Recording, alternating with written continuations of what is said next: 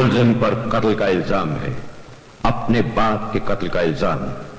कत्ल का जुर्म फौजदारी के मुकदमे में सबसे संगीन जुर्म माना जाता है। सारे बयान और गवाहियां आप सुन चुके हैं। एक शख्स मर चुका है और दूसरे की जिंदगी का फैसला आपके हाथों में है। अब आप पूरे मुकदमे की बारीकियों पर एक साथ बैठकर गौर करेंगे और सच्चाई पर पहुंचने की कोशिश करेंगे।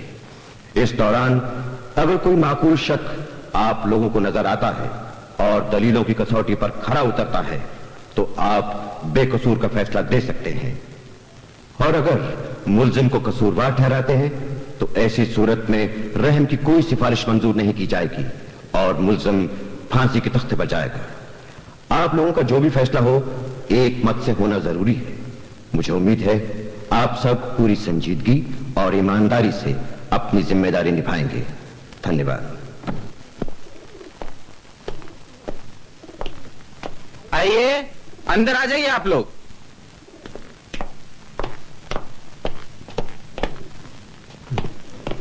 जनाब अली, वो गुसल खाना किधर है? वो उस तरफ। अच्छा, शुक्रिया।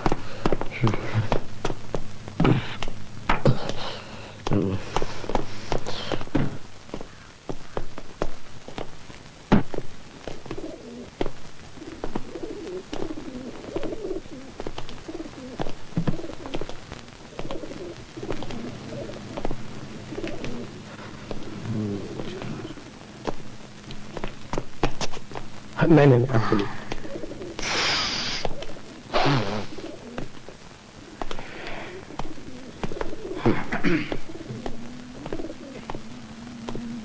हेलो, चेक करना पड़ेगा। माचिस देंगे? हाँ, लीजिए।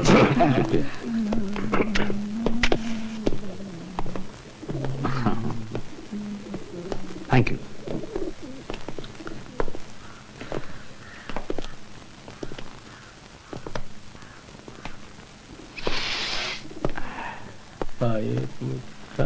पूरी हो गई सब। शुरू कर देंगे जल्दी। अच्छा, मैं बाहर हूँ साहब। अगर किसी भी चीज की जरूरत पड़े तो ये दरवाजा खटखटाइए, मैं हाजिर हो जाऊंगा। और सब लोगों को बता दीजिए कि अब से फैसला होने तक कोई बाहर नहीं जा सकता और ना ही किसी से मिल सकता है। फोन करने और सुनने की भी इजाजत नहीं है। मैं बता चुका हूँ।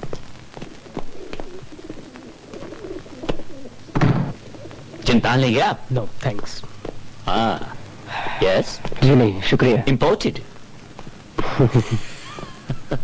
ओके। या ओह, एक बात पर गौर किया आप लोगों ने? मिस्टर, मैं हर चीज पे गौर करता हूँ। Advertising is my profession. ओह, कितनी गर्मी है। आज का अखबार देखा आप लोगों ने? साल का सबसे गर्म दिन है। जी अच्छा, अगर आप नहीं बताते तो मुझे पता ही नहीं चलता कि आज इतनी गर्मी है। गर्मी तो उस मुल्जिम को लग रही होगी कटघरे में, नहीं? यहां तो एयर कंडीशन लगा होना चाहिए था। और ये पंखे क्यों नहीं चल रहे?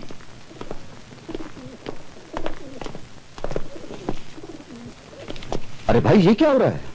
शायद हम लोगों को वोटिंग की जरूरत पड़ जाए, इसलिए पहले से तैयार रहना ठीक है। कमाल है, लोकसभा का चुनाव हो रहा है क्या? कहिए, कैसा लगा सब कुछ? मेरे विचार से तो काफी दिलचस्प रहा। अच्छा जी भाई, मैं तो सो रहा था। नहीं, वो मैं पहली बार आया हूँ ना शायद, इसीलिए मुझे। अच्छा, पहली मरतबा आए हैं आप? जी। हाँ, हो सकता है।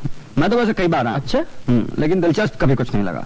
बल्कि मुझे तो हमेशा इन वकीलों को देखकर ताज्जुब हुआ है साहब कि किस तरह बोलते चले जाते हैं, बेबहस पे बहस, बेबहस पे बहस, चाहे केस में कोई डमी ना हो, जैसे कि ये केस। लेकिन नहीं, बोलेंगे जरूर खामख। अब आप बताइए, आपने इतनी लफाजी कहीं सुनी है? लेकिन मेरे विचार से उन्हें बोलने का अधिकार है। चलिए, है अधिकार, लेकिन कोई मुद्दा तो हो।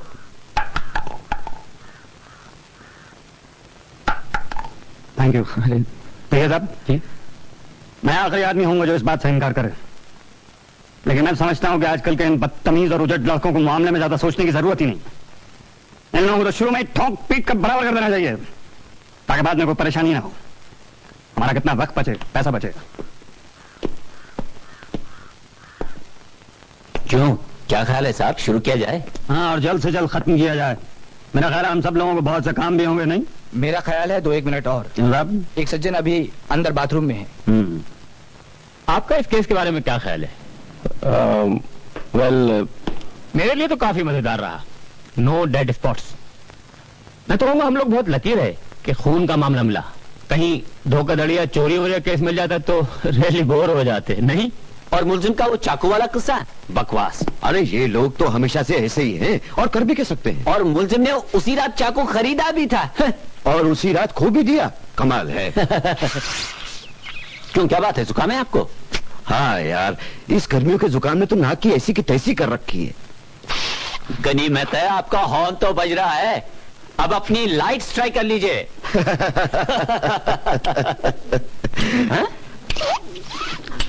सोने पे सुहागा। बिजली गायब। देख लीजिए, ये हालत है इस देश, इस साली गवर्नमेंट की। खाने में कटौती, पीने में कटौती, हर चीज में कटौती। लानत है ऐसी कटौती पे। बहुत मशहूर इकोनॉमिस्ट गुन्नार मर्डल ने एक जगह लिखा है, दुनिया की सरकारों का कटौती के लिए कहना बिल्कुल ऐसा है जैसे कहा जाए कि आपका जूता छोटा है, अपने पांव काट लिया। अब बताइए कोई क्या करे?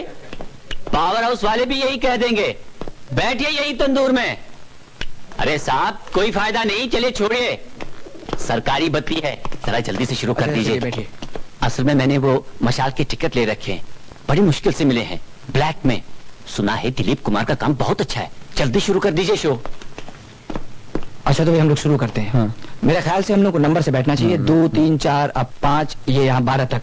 जी। अगर आप लोगों को एतराज ना हो तो। इससे क्या फर्क पड़ता है, कोई कहीं भी बैठे, नंबर से बैठो। नहीं नहीं, यही कायदे की बात है। हम लोगों को अपने नंबर की सीट पर ही बैठना चाहिए। हाँ, मेरा ख्याल है यही बिल्कुल सही बात है। This is yours please. ये बैग यहाँ किसका है? ओ, मेरा बैग मैं लेता हूँ। मैं लेके देता हूँ। Thank you very much, very nice boy. Welcome. This is yours please. Oh, thank you.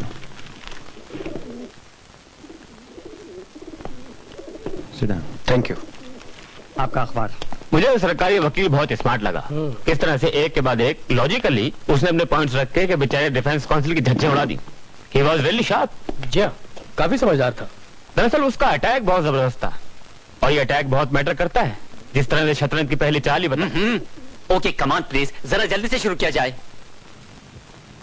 आइए, आप भी आ जाइए।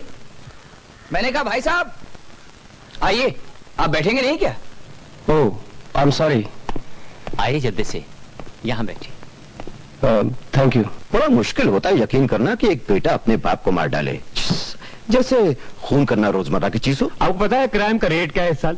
अगर आप इन फिगर्स को एनालाइज करें तो आपको पता चलेगा कि लेकिन इसमें कसूर किसका है? सरकार का, गवर्नमेंट का, जो इस घटिया तबके को दुनिया भर की रियायतें दी जा रही है ताकि इनसे वोट हासिल कर सके। लेकिन इससे क्या होगा? कुछ नहीं, कुछ नहीं, कुछ भी नहीं। गंदा खून गंदा ही रहेगा। ये सब आपस में लड़ मरेंगे और यही इनकी सजा है। बिल्कुल ठीक। हाँ भाई, पूरे हो गए सब लोग? वो बुजुर्गवार अभी अंदर हैं। प्लीज आप दरवाजा खटखटा दीजिए। जी। Thank you. आपने मशाल देखी है? जी नहीं। नहीं? कोई हॉलीवुड फिल्म, मार्लन ब्रांडो? जी नहीं, इन सब चीजों के लिए वक्त ही कहाँ मिलता है। नहीं?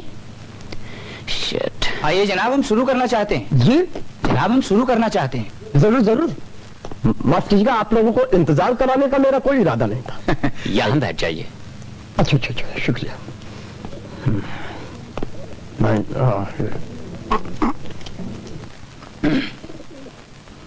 तो ठीक है, अब आप लोग जैसे भी चाहें इस मामले पे गौर कर सकते हैं। मैं कोई खास नियम नहीं बनाना चाहता। एक तरीका तो यह है कि हम लोग सबसे पहले सारे पॉइंट्स पे बहस कर लें, उसके बाद वोटिंग करें। और दूसरा तरीका यह है कि हम पहले वोटिंग कर लें ताकि हमें पता चल सके कि हम कहां खड़े हैं। माफ कीजिएगा, एक मिनट। मेरा ख्याल है पहले वोटिंग की जाती है। हाँ, वोट ले लिया जाए पहले, हो सकता है कि 5 मिनट में छुट्टी पा जाए। ये सब आप लोगों पर है, लेकिन याद रखने वाली बात सिर्फ एक ही है कि उस लड़के पे कत्ल का इल्जाम है। अगर हम उस लड़के को कसूरवार ठहराते हैं तो हम उसे फांसी के तख्ते पे पहुंचा दें। And that is mandatory. अरे भाई, ये बातें हम लोगों को मालूम है। चलिए वोट कर लेते हैं, चलिए। हाँ, जरा पता तो चले कौन किधर है। कोई ऐसा भी है जो वोट देना नहीं चाहता? अरे क्या पागल हो गए क्या? अरे नहीं, बस जल्दी कीजिए। तो चलिए वोट ले लेते हैं। वोटिंग एक बात से होनी चाहिए। 12 के 12 लोगों की एक राय लाजमी है, कसूरवार या बेकसूर। जो लोग कसूरवार के पक्ष में अपना वोट देना चाहते हैं वो लोग अपना हाथ उठाएं। 1 2 3 4 5 6 7 8 9 10। कमाल है।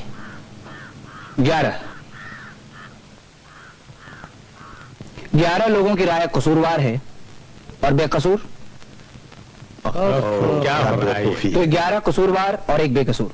कमाल है यार, हमेशा एक ना एक निकल ही आता है। अब क्या किया जाए? ठीक है, करना क्या है? हाँ, क्या करें? मेरा ख्याल है बातचीत। सुनिए, क्या आपको वाकई लगता है कि लड़का बेकसूर है? मुझे कुछ पता नहीं। वाह, सुना आपने? 7 दिन तक लगातार अदालत में बहस सुनने के बाद हुजूर फरमाते हैं मुझे कुछ पता ही नहीं। बिल्कुल ठीक जनाब, आप कुछ कायदे की बात कीजिए। आप भी हमारे साथ अदालत में थे और आपने भी वही सब कुछ सुना है जो हम सब लोगों ने सुना है। यह आदमी खतरनाक कातिल है, क्या आपको मालूम नहीं है? आदमी? उसकी उम्र सिर्फ 19 बरस है। हाँ हाँ ठीक है, 19 बरस भी बहुत होते हैं। कोई ना समझ बच्चा नहीं था वो। उसने अपने बाप का खून किया, उसके सीने में खंजर भोंका, 4 इंच गहरा, नहीं है? बिल्कुल साफ जाहिर है, मैं तो शुरू से समझ गया था। कौन नहीं समझा था? ये तो बिल्कुल ही दूध का दूध और पानी का पानी जैसा मामला है, शक की गुंजाइश ही नहीं। 20 तरीके से उन्होंने इसे साबित कर दिया। अब आप चाहेंगे कि मैं वो सारी बातें आपको फिर से गिनाऊं? मैं जी नहीं। कमाल है भाई। जी नहीं, तो फिर आप चाहते क्या हैं? कुछ नहीं, मैं इस मामले पर बातचीत करना चाहता हूँ। 11 आदमी यहाँ पर एक राय लिए बैठे हैं, किसी को दोबारा बहस करने की जरूरत महसूस नहीं सिवाय आपके। मैं एक बात पूछना चाहता हूँ, क्या आप वाकई उस लड़के की कहानी पे यकीन करते हैं? मुझे पता नहीं कि मैं यकीन करता हूँ कि नहीं। शायद नहीं करता। तो फिर बेकसूर वोट देने का क्या मतलब हुआ? 11 वोटों में से कसूरवार ठहरा दिया। मेरे लिए इतना आसान नहीं कि फौरन अपना हाथ उठा दूं और एक लड़के को फांसी के तख्ते पर भेज दूं। ये कौन कहता है कि मेरे लिए आसान है? कोई नहीं, क्योंकि मैंने अपना हाथ फौरन उठा दिया, बस इसीलिए मैं कहता हूं कि लड़का कसूरवार है। आप चाहे तो 100 साल तक बातचीत करते रहे, मेरा दिमाग नहीं बदल सकते आप। देखिए, आपका दिमाग बदलने का मेरा कोई इरादा नहीं है। बात सिर्फ इतनी है कि हम यहाँ किसी की जिंदगी का फैसला करने बैठे हैं जो यूं ही 5 मिनट में नहीं किया जा सकता। मान लीजिए हम गलत हो तो? मान लीजिए हम गलत हो तो? ये क्या बात हुई? मान लीजिए कि सारी बिल्डिंग मेरी सर पर गिर पड़े तो? मानना तो कुछ भी माना जा सकता है। जी हाँ, बेशक। फैसले में कितना वक्त लगता है इससे क्या फर्क पड़ता है? हम सबकी एक ही राय है कि लड़का कसूरवार है। अब मान लीजिए कि हम लोग ये 5 मिनट में सोच लेते हैं, इससे क्या फर्क पड़ता है? 1 घंटा सोच ले तो क्या फर्क पड़ेगा? फिल्म 6:30 बजे शुरू होती है। ओके ब्रदर, आप भी मेरे साथ चलिए, एक एक्स्ट्रा टिकट है मेरे पास। खामोश खामोश। हाँ भाई, कोई कुछ कहना चाहता है? मैं? जी नहीं। आप कुछ कहना चाहते? मैं 1 घंटा देने के लिए तैयार हूं। वाह, कमाल कर रहे। मैं एक लतीफा सुनाता हूँ। एक लड़की डॉक्टर के क्लिनिक में दौड़ती हुई दाखिल हुई, कमर तक बिल्कुल नंगी। क्या हुआ? फिर क्या हुआ? हम लोग आपका लतीफा सुनने यहाँ नहीं बैठे हैं। अच्छा, तो ठीक है, आप ही बताइए किस लिए बैठे हम यहाँ? हो सकता है कोई वजह न हो, मुझे पता नहीं, लेकिन एक लड़के की जिंदगी का सवाल है जिसकी अब तक की उम्र ठोकरें खाते गुजरी है, तकलीफ सहते गुजरी है, दुनिया भर की बेइज्जती और दुत्कार मिली है उसे। उसकी परवरिश शहर के सबसे गंदे इलाके में एक निचले तबके में हुई है। 9 साल की उम्र में उसकी मां से छिन गई और जब उसका बाप चोरी की जुर्म में 1.5 साल की जेल भुगत रहा था, ये लड़का एक यतीम खाने में अपने दिन काट रहा था। जिंदगी की ऐसी शुरुआत खूबसूरत तो नहीं कही जा सकती। बाकी तमाम बातों से आप वाकिफ है, आपने कोर्ट में सुनी है। इन तमाम तकलीफों में इस लड़के ने अपनी जिंदगी के 19 साल गुजारे हैं और हो सकता है 20 पूरे भी नहीं कर सके। मैं समझता हूं उसके प्रति कम से कम कुछ शब्दों के कर्जदार तो हम हैं ही। That's all. सुनिए मिस्टर, मुलजिम पर मुकदमा बड़ी सच्चाई और ईमानदारी के साथ किया गया है। एक मुकदमे पे कितना खर्च होता है मालूम है आपको? ये तो उस लड़के की तकदीर अच्छी है जो सरकार की तरफ से उसे एक वकील दिया गया है। और फिर हम लोग भी कोई बच्चे नहीं हैं, पढ़े लिखे समझदार लोग हैं। हम सब ने ये मुकदमा पूरी तरह से सुना है। मैं इन लोगों को अच्छी तरह से जानता हूँ। इनका तो आवा का आवा ही खराब है। इनकी किसी बात पे यकीन कर लेना सरासर बेवकूफी है। इन सालों की तो पूरी कौम ही पैदाइशी छूटी है। जनाब अली, मुझे अचानक महसूस हो रहा है कि आपकी जानकारी काफी महदूद है। ये क्या कह रहे हैं? आप क्या सोचते हैं सच क्या है इसका इल्म सिर्फ आपको है? आपने सच्चाई का ठेका ले रखा है क्या? ठेका? क्या बकवास कर रहे हैं आप? ठीक है, यहाँ कोई सत्यनारायण की कथा नहीं हो रही है। क्या बाप अपना उपदेश शुरू कर दें? ठेका? सुनिए, कोई बात बताओ तो इसको।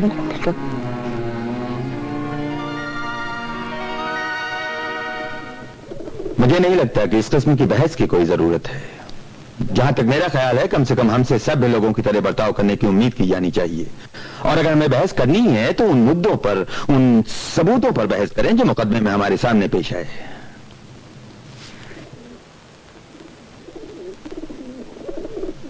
मेरा ख्याल है इनका सुझाव काफी अच्छा है। अगर ये महाशय हमसे सहमत नहीं है तो उसकी वजह बताएं। हो सकता है इन्हें किसी किस्म की गलतफहमी हो जिसे हम दूर कर सकें। ये क्या कर रहे हैं आप? रीजन सिगरेट का एक नया कैंपेन शुरू किया है। एक स्लोगन है, reason test good like a secret should. कैसा है? अभी भी बनाया है। अच्छा है। ये क्या हो रहा है? आई एम सॉरी, ये कुछ ना कुछ करते रहने की मेरी पुरानी आदत है। इनफैक्ट इसकी वजह से मुझे सोचने में हेल्प मिलती है। हम लोग किसी नतीजे पे पहुंचने की कोशिश कर रहे हैं। हम सब यहाँ हमेशा के लिए नहीं आए हैं। अब सो सॉरी, एक आइडिया है, हो सकता है किसी काम का हो। क्यों ना हम इन साहब को कन्विंस करने की कोशिश करें कि हम सब सही हैं और ये गलत। अगर ऐसा है तो हम सब एक एक दो मिनट ले सकते हैं अपनी बात कहने के लिए। मेरा आइडिया ठीक ना हो तो रहने दीजिए, मैं तो बस यूं एक बात। बहुत अच्छा आइडिया। हम सब लोग अपनी अपनी बारी से बोलते हैं। क्यों साहब, ठीक रहेगा ना? हाँ बिल्कुल ठीक रहेगा। अब जल्दी से शुरू कर डालिए। चलिए तो ठीक है, आपसे शुरुआत करते हैं। मुझसे? नहीं नहीं नहीं नहीं, हमें सीरियल ऑर्डर में शुरू करना चाहे नंबर से। हाँ ये ठीक है, हम लोग अपने अपने नंबर से बोलते हैं। सबके पास 2-2 मिनट का वक्त है। आप बोलिए, आपका नंबर है। मेरा? हाँ। मैं क्या कहूँ? कुछ भी नहीं, वो दरअसल शब्दों में कहना बहुत कठिन है, लेकिन मेरे विचार से लड़का दोषी है। किसी ने और कुछ साबित भी तो नहीं किया। किसी को और कुछ साबित करने की जरूरत भी नहीं है। साबित करने की जिम्मेदारी प्रोसिक्यूशन की होती है। मुलजिम को कुछ नहीं कहना पड़ता है, यही कानून है। वो तो ठीक है, मेरा मतलब बस यही था कि मुझे लगता है कि लड़का दोषी है। मेरा मतलब कि किसी ने उसे खून करते हुए देखा और आजा बस। ठीक है, काफी है, बैठिए। जी।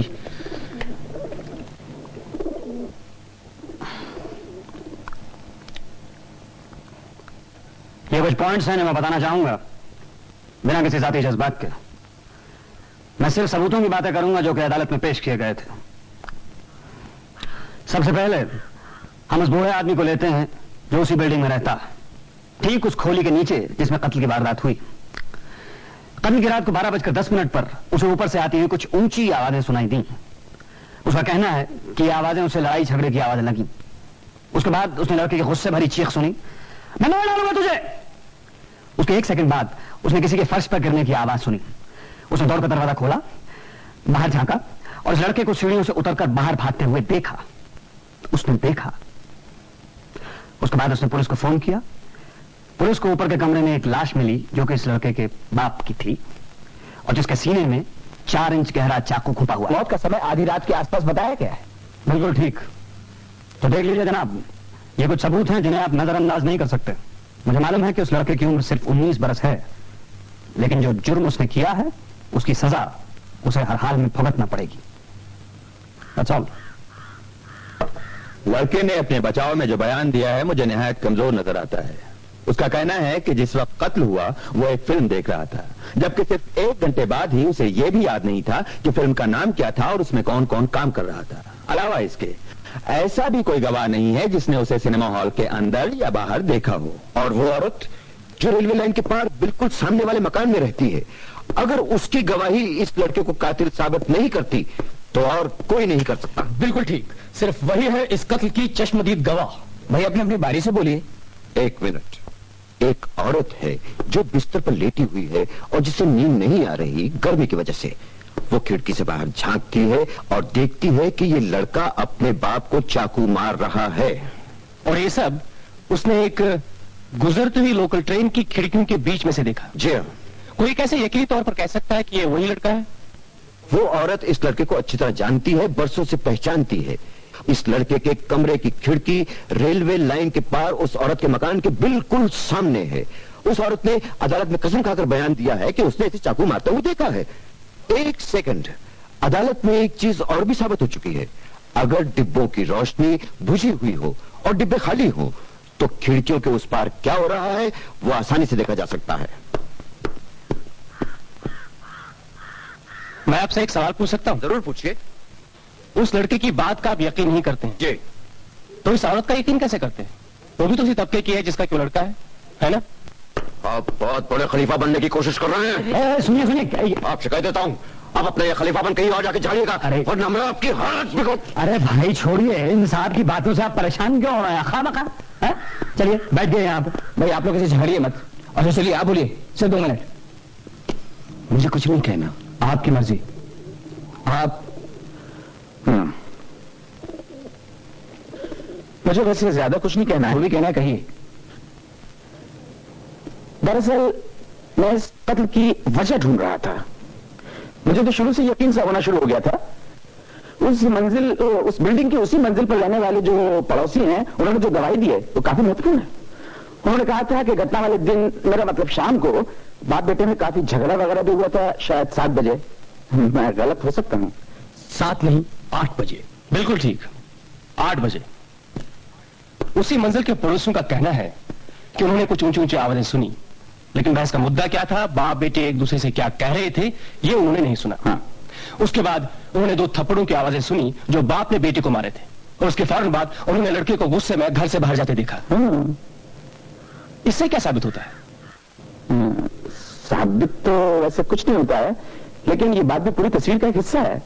मैं बस ये बताना चाहता था, मैंने ये तो नहीं कहा कि इससे कुछ साबित होता है। नहीं, शायद आप ये बताना चाहते हैं कि इसे कत्ल की वजह जाहिर होती है। वेल, मुझे नहीं लगता कि कोई ठोस वजह है।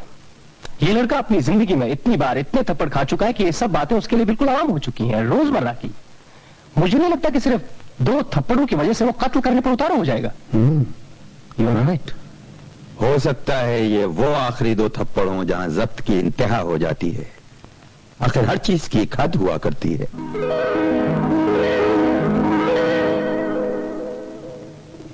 हाँ भाई, और कुछ?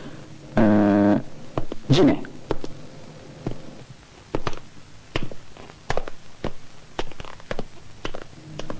अब आप बोलिए। मैं? जी, सीरियल ऑर्डर में। ओह मुझे नहीं मालूम कि मुझे क्या कहना चाहिए, क्योंकि पहले भी बहुत कुछ कहा जा चुका है। आप यूं चाहे तो जिंदगी भर बात करते रहिए, बात वही रहेगी।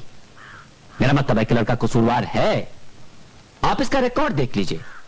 10 साल की उम्र में इसने अपने टीचर पे पत्थर मारा और इसे बच्चों की अदालत में सजा दी गई थी। 15 साल की उम्र में उसे क्या कहते हैं, उसे सुधार गृह। हाँ, रिफॉर्मेटिव स्कूल में बंद किया गया था। फिर इसने कार चुराई, कई दंड फंद किए, चाकूबाजी में उस्ताद है, ये तो उन्होंने बताया था।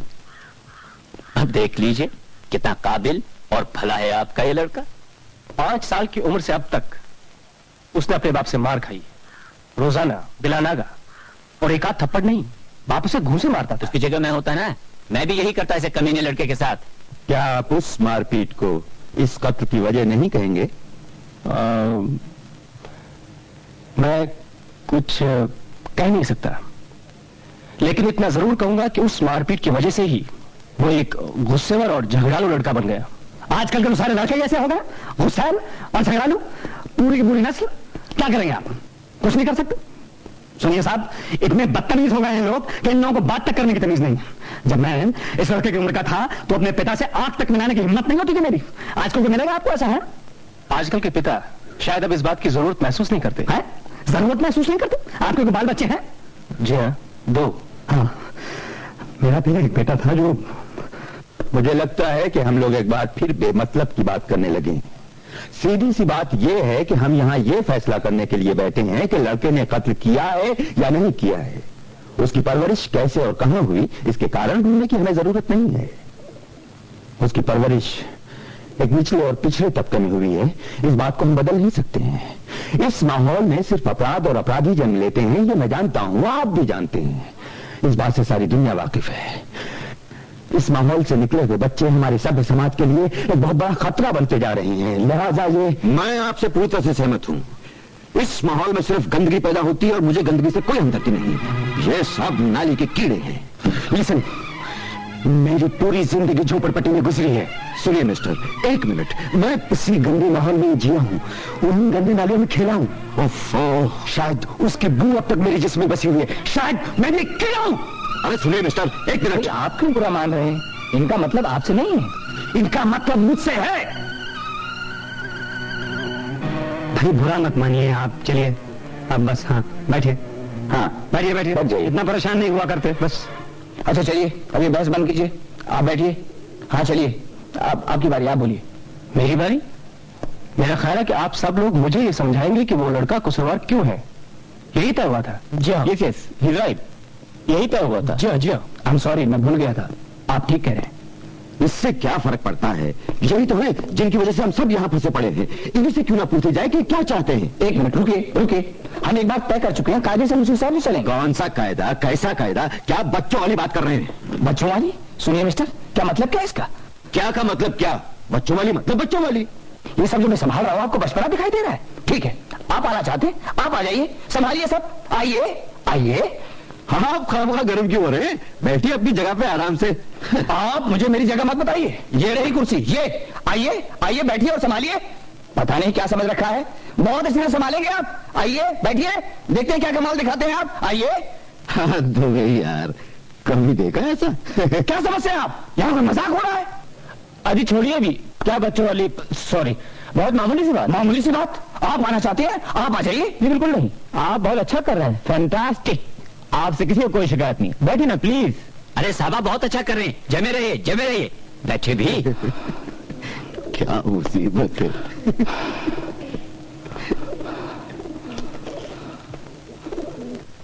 मैं जो महसूस करता हूँ उसे अभी कह दूं तो मुझे कोई ऐतराज नहीं। आपको जो करना है कीजिए, उससे मुझे कोई मतलब नहीं। अरे मैं हर रोज कोर्ट की कार्रवाई देखता रहा हूँ, सारे सबूत और गवाहियां सुनता रहा हूँ। इस मामले में हर एक आदमी इतना निश्चित, इतना श्योर लग रहा था कि मुझे एक अजीब सा एहसास होने लगा कि इतना निश्चित, इतना श्योर कोई कैसे हो सकता है। हो सकता है कि मेरे इस शक का कोई मतलब ना हो, मुझे पता नहीं, लेकिन मुझे एक एहसास होने लगा कि बचाव पक्ष का वकील ज्यादा काबिल नहीं था। उसने बहुत सी बातें हाथ से जाने दी, छोटी छोटी बातें। कौन सी छोटी छोटी बातें? आपको पता है ये लोग छोटे मोटे सवाल तो पूछते नहीं, क्योंकि उनके जवाब तो इनको पहले से ही पता होते हैं। और फिर डर भी तो होता है कहीं उनको पूछने से कहीं कोई गलती ना हो जाए। हो सकता है, लेकिन यह भी हो सकता है कि एक वकील कमजोर और बेवकूफ। It's possible. लगता है इनकी मुलाकात मेरे बहनों से हो चुकी है। मैं बार बार अपने आप को इस लड़के की जगह पर रखकर सोचता रहा और इस नतीजे पर पहुंचा कि अगर उसकी जगह मैं होता तो मैं एक दूसरे वकील की मांग करता। मेरा मतलब है कि अगर मेरी जिंदगी इस तरह दांव पर लगी होती तो मैं चाहता कि मेरा वकील प्रोसिक्यूशन का डटकर मुकाबला करे, उसकी धज्जियां उड़ाए, या कम से कम उसकी कोशिश तो करे। देखिए, प्रोसिक्यूशन की पूरी बुनियाद सिर्फ 2 गवाहों पर टिकी हुई है। मान लीजिए वो गलत हो तो? एक मिनट, मान लीजिए वो गलत हो तो? इससे क्या मतलब है आपका? फिर तो किसी को गवाह रखने की जरूरत ही क्या है? वो सिर्फ इंसान है, इंसान से गलतियां होती हैं, क्या वो गलत नहीं हो सकते? No, I don't think so. क्या आपको निश्चित तौर पर मालूम है कि वो गलत नहीं हो सकते? वेल नाउ लिसन, कोई भी आदमी इतना निश्चित नहीं हो सकता। ये कोई साइंस नहीं है जहां हर चीज निश्चित होती है। बिल्कुल ठीक, ये कोई साइंस नहीं है जहां हर चीज निश्चित होती है।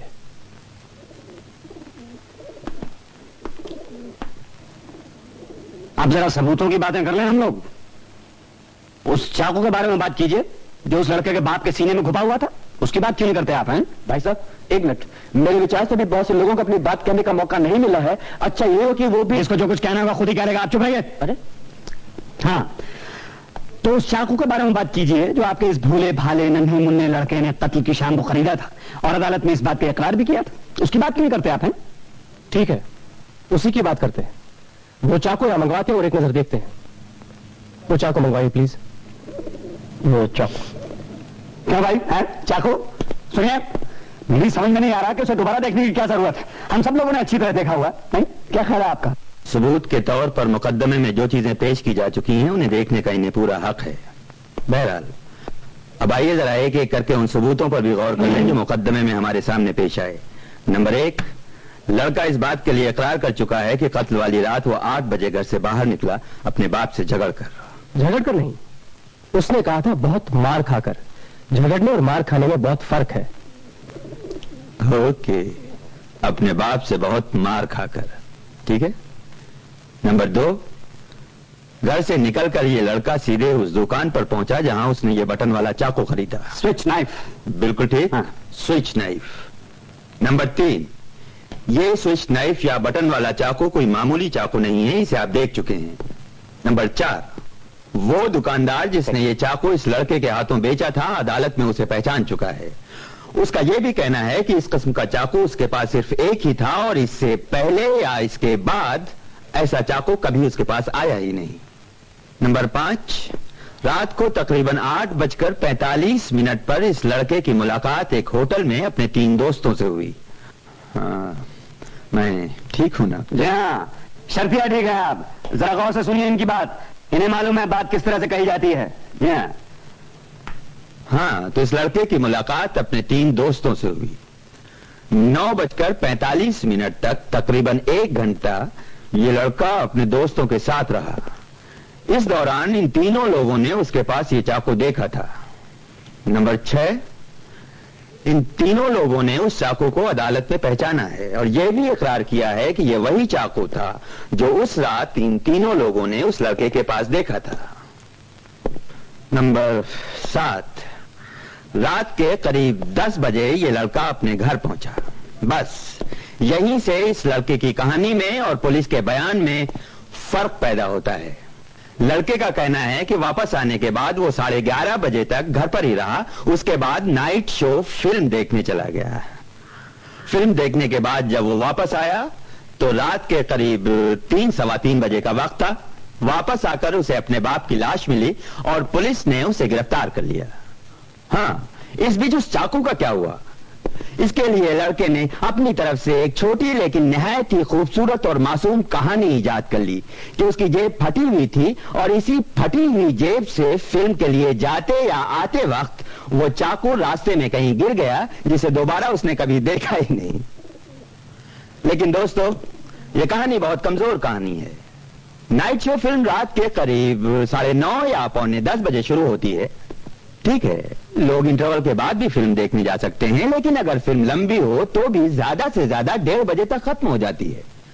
सिनेमा हॉल से आराम के साथ पैदल चलकर यह लड़का 2:15 या बहुत ज्यादा 2:30 बजे तक अपने घर पहुंच सकता था, लेकिन वो 3:15 बजे अपने घर पहुंचा। इतना वक्त उसे क्यों और कहां लग गया, इसके लिए भी उसके पास एक मासूम सा जवाब था। चाकू ढूंढता रहा। इन तमाम बातों को मद्देनजर रखते हुए यह बात साफ तरीके से कही जा सकती है कि लड़का उस रात फिल्म देखने गया ही नहीं।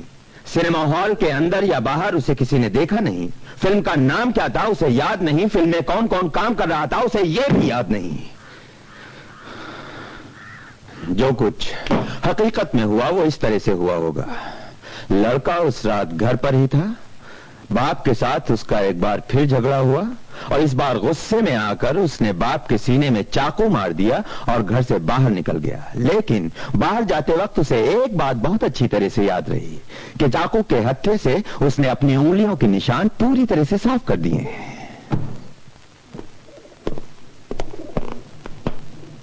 Thank you. मेरा ख्याल से बात तेज है। शुक्रिया। इस मुकदमे से जुड़े हुए हर शख्स ने इस चाकू को देखा है। अब आप बताइए, क्या आप ये कहेंगे कि ये चाकू उस लड़के की फटी हुई जेब से कहीं गिर गया? राह चलते हुए किसी अजनबी ने इसको उठाया, लेकर लड़के के घर गया और यूं ही मजाक में उसके बाप के सीने में उतार दिया? जी नहीं, मैं सिर्फ यही कहूंगा कि यह मुमकिन है कि उस लड़के की जेब से वो चाकू सचमुच कहीं गिरा और किसी और ने बिल्कुल वैसे ही चाकू से उसके बाप का कत्ल किया। यह हो सकता है।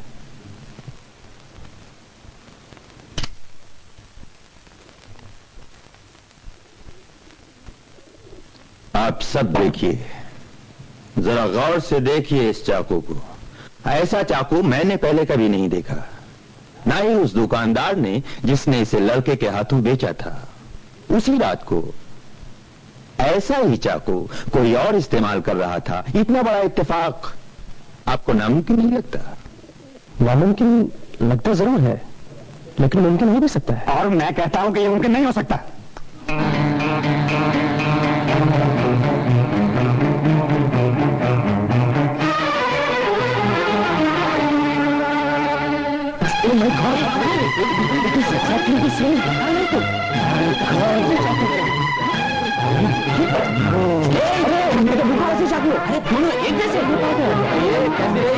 ये क्या हो रहा है? ये चाकू आपको कहां से मिला? कल रात मैं यूं ही टहल रहा था, सोचता हुआ। टहलते टहलते मैं इस लड़के के इलाके की तरफ चल पड़ा। उसी इलाके में मुझे ये एक छोटी सी दुकान में मिला, 30 रुपए में। आप जानते हैं कि ऐसा चाकू बेचना या खरीदना कानून के खिलाफ है। जी हाँ, मैंने कानून तोड़ दिया। वाह, क्या कमाल कर दिया तुमने। ठीक है, ऐसे 10 चाकू हो सकते हैं, लेकिन इससे साबित क्या होता है? यही कैसे 10 चाकू हो सकते हैं एक ही जैसे। हाँ तो ठीक है, इसका मतलब क्या है? ये बिल्कुल वैसा ही चाकू है, तो इससे क्या हुआ? बहुत बड़ा तीर मार लिया तुमने। क्या? लाखों में मुश्किल से एक बार ऐसा हो। सुन लिया? लेकिन मुमकिन है। लेकिन ऐन मुमकिन नहीं। बैठिए सब लोग, यहाँ भीड़ लगाने से कोई फायदा नहीं। चलो यार, खत्म करो जल्दी। वैसे ये बड़े आश्चर्य की बात है कि बिल्कुल वैसा ही चाकू मिल गया। इसमें आश्चर्य की क्या बात है? आपको लगता है इससे कुछ साबित हो गया? नहीं, मैंने तो बात कही थी। देखिए, आश्चर्य की बात। अरे अच्छा, ये बताइए, आपके इस मासूम बच्चे ने ये चाकू खरीदा क्यों था? उसका कहना ये था कि मुझे मालूम है उसका क्या कहना है। आपने किसी दोस्त को प्रेजेंट करने के लिए खरीदा था उसने। बकवास। अच्छा ये बताइए, उसने ये चाकू कब खरीदा था?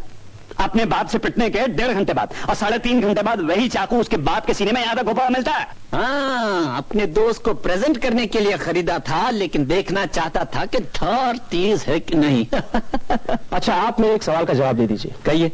ये उन सवालों में से एक है जो मैं अदालत में पूछना चाहता था। अगर लड़के ने चाकू अपने बाप का कत्ल करने के लिए खरीदा था, तो कत्ल से सिर्फ 2 घंटे पहले उसने अपने दोस्तों को क्यों दिखाया? ये सब बकवास है। लड़के ने झूठ बोला है और ये आपको भी मालूम है। हो सकता है उसने झूठ बोला हो। आपका क्या ख्याल है? क्या बेवकूफी का सवाल है। बेशक उसने झूठ बोला है। आप भी सोचते हैं कि उसने झूठ बोला है? मुझसे पूछने की जरूरत नहीं है, मेरा जवाब आप जानते हैं। उसने झूठ बोला है। आप भी सोचते हैं कि उसने झूठ बोला है? नहीं, मुझे लगता है शायद। रुकिए जरा 1 मिनट। सुनिए साहब, आप हैं कौन? हैं? लड़के के वकील हैं, रिश्तेदार हैं? खामखा यहाँ सबका क्रॉस एग्जामिनेशन शुरू कर दिया है आपने। सुनिए मिस्टर, अभी भी हम 11 लोग हैं यहाँ पर, जिनका एक ही फैसला है कि लड़का कसूरवार है। हाँ, यहाँ पर किसी का दिमाग नहीं बदल सकते आप, लेकिन अगर आप इसी तरह अपनी जिद पे अड़े रहना चाहते तो अड़े रहिए। यहाँ फैसला हो नहीं पाएगा। शायद आप बिल्कुल सही कह रहे हैं। तो फिर आप चाहते क्या हैं? रात भर यहीं बैठे रहें? हमारे लिए तो सिर्फ एक रात होगी, लेकिन लड़के की पूरी जिंदगी खत्म हो जाएगी। भाइयों, किसी के पास ताश की गड्डी है? I need a game of patience. मेरी समझ में नहीं आ रहा चाकू वगैरह का मतलब क्या है। बस सीधी सी बात है, एक लड़के को अपने बाप का खून करते हुए किसी ने देखा है, और क्या सबूत चाहिए आपको? खामखा बहस किए जा रहे हैं। वहां धंधा चौपट हो रहा है मेरा। जो कुछ करना है जल्दी कीजिए और छुट्टी दीजिए सबको। चाकू की बात बहुत अहमियत रखती है इस केस में। पूरा एक दिन तो इसी पर खर्च किया सरकारी वकील ने। सरकारी वकील चीज क्या है? जो मुझे 8 दिन की वकालत है उसकी क्या जानता है वो? 50वां या 60वां असिस्टेंट है, क्या जानता है वो? आप सब लोगों के लिए मेरा एक सुझाव है। मैं चाहता हूं कि एक बार फिर से वोटिंग की जाए। मैं हिस्सा नहीं लूंगा, सिर्फ आप 11 लोग वोट डालेंगे, लेकिन वोटिंग सीक्रेट होगी। अगर आप भी कसूरवार के पक्ष में 11 वोट आते हैं तो मैं अकेला खड़ा नहीं रहूंगा और हम सब अभी कसूरवार का फैसला लेकर अदालत के सामने चले चलते हैं। लेकिन अगर इनमें से एक भी वोट बेकसूर के लिए आया तो हम सबको यहीं बैठना होगा और बातचीत करनी होगी। कहिए, आपकी क्या राय है? बिल्कुल ठीक है। पहली बार आपने एक समझदारी की बात की है। अभी बोलिए, सब तैयार हैं? किसी को कोई एतराज तो नहीं? और ये स्लिप सब मैं बांट दीजिए। एक मेरे लिए इधर भी जल्दी दीजिए, जरा इधर पास कर दीजिए।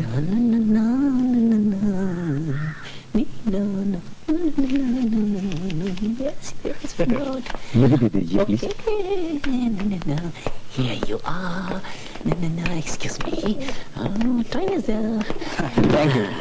Dina. कसूरवार कसूरवार कसूरवार कसूरवार कसूरवार कसूरवार कसूरवार। 7 हो गए। प्लीज।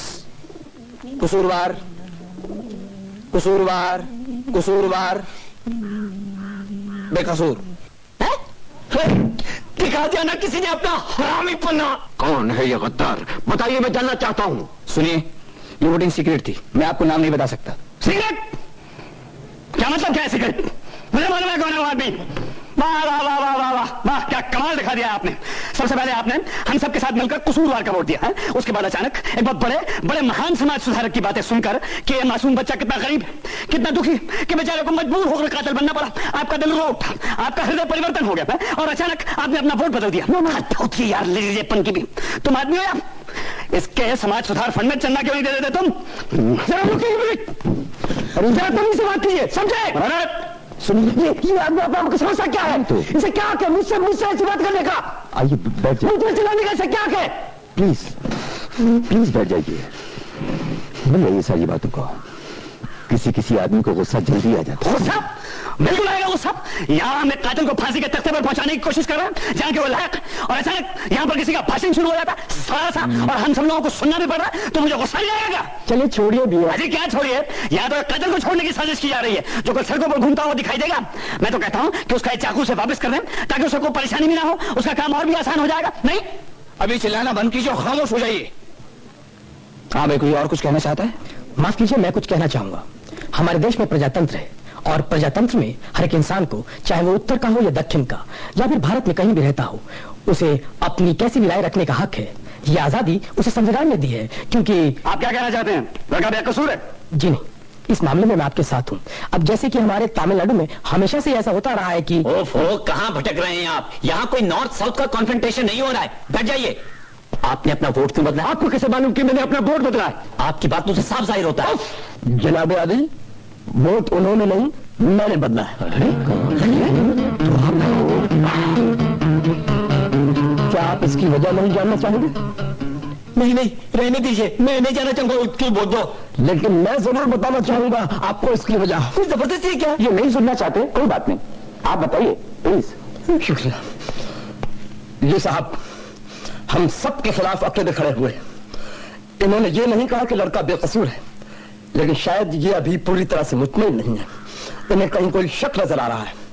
मेरा ख्याल है इतने सब आदमियों के खिलाफ अकेले खड़े होना, सबकी शिकायती नजरों का सामना करना कोई आसान काम नहीं है, भले किसी अच्छे काम के लिए हो। इन्होंने एक जुआ खेला एक सहारे की तलाश में, जो मैंने इन्हें दिया। क्या? उनके मकसद का मैं एहतराम करता हूं। मेरी नजर में लड़का शायद अब भी कसूरवार है, लेकिन मैं कुछ और बातें भी जानना चाहूंगा। तो फिलहाल वोटिंग की सूरत हाल 10 के मुकाबिल 2।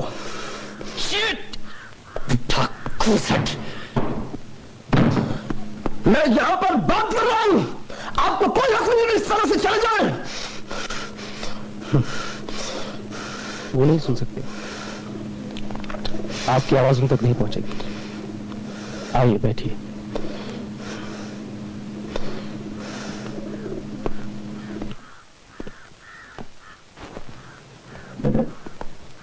Thank you.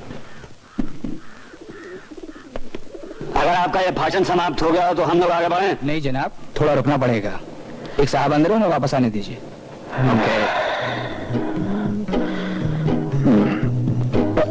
Sorry, please.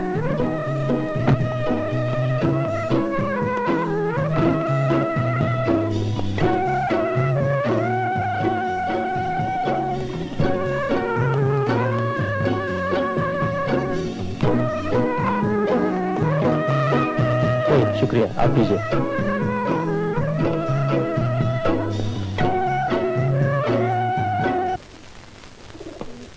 क्या आप सेल्समैन हैं? जी नहीं, मैं आर्किटेक्ट हूँ। ओह, वैसे शक्ल से तो आप सेल्समैन ही नजर आते हैं। काफी धीरज है आप में, बर्दाश्त भी बहुत है। लेकिन मेरी टेक्निक दूसरे किस्म की है। पार्टी, जोक्स, ड्रिंक्स, और जब सब बड़े बड़े असामी नशे में धुत हो जाएं, तो उनसे धंधे की बात करो, दस्तखत कराओ और सालों की छुट्टी कर दो। पिछले साल मैंने 1,80,000 का बिजनेस किया है, flush with carpets. Keep it, रख लीजिए। Excuse me. Oh sorry. अच्छा एक बात बताइए, आप यहां पर अपना सर क्यों खपा रहे हैं? मजा आ रहा है क्या? लड़का कसूरवार है दोस्त, सबको अपने अपने घर जाने दीजिए। यहां बैठे बैठे मेरी कमर टूट रही है। यहां बैठे बैठे टूटे या सिनेमा हॉल में, क्या फर्क पड़ता है? कोई फर्क नहीं पड़ता। कहां फंस गए?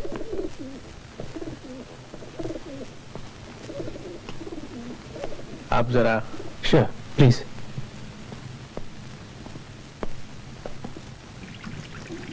और कितनी देर लगेगी हम लोगों को? पता नहीं। सिगरेट? जी नहीं। आपको लगता है कि लड़का बेकसूर है? पता नहीं, हो भी सकता है। लड़का कसूरवार है, आपको मान लेना चाहिए। आप क्यों वक्त बर्बाद कर रहे हैं? इस लड़के की जगह अपने आप को रखकर सोचिए। देखिए, सोचने की मुझे आदत नहीं है। मैं बहुत मामूली आदमी हूं, किसी का नौकर। सोचने काम मालिक करता है। लेकिन चलिए, हम सबने मान लिया कि लड़का बेकसूर है, लेकिन अगर उसने सचमुच अपने बाप का कत्ल किया हो तो?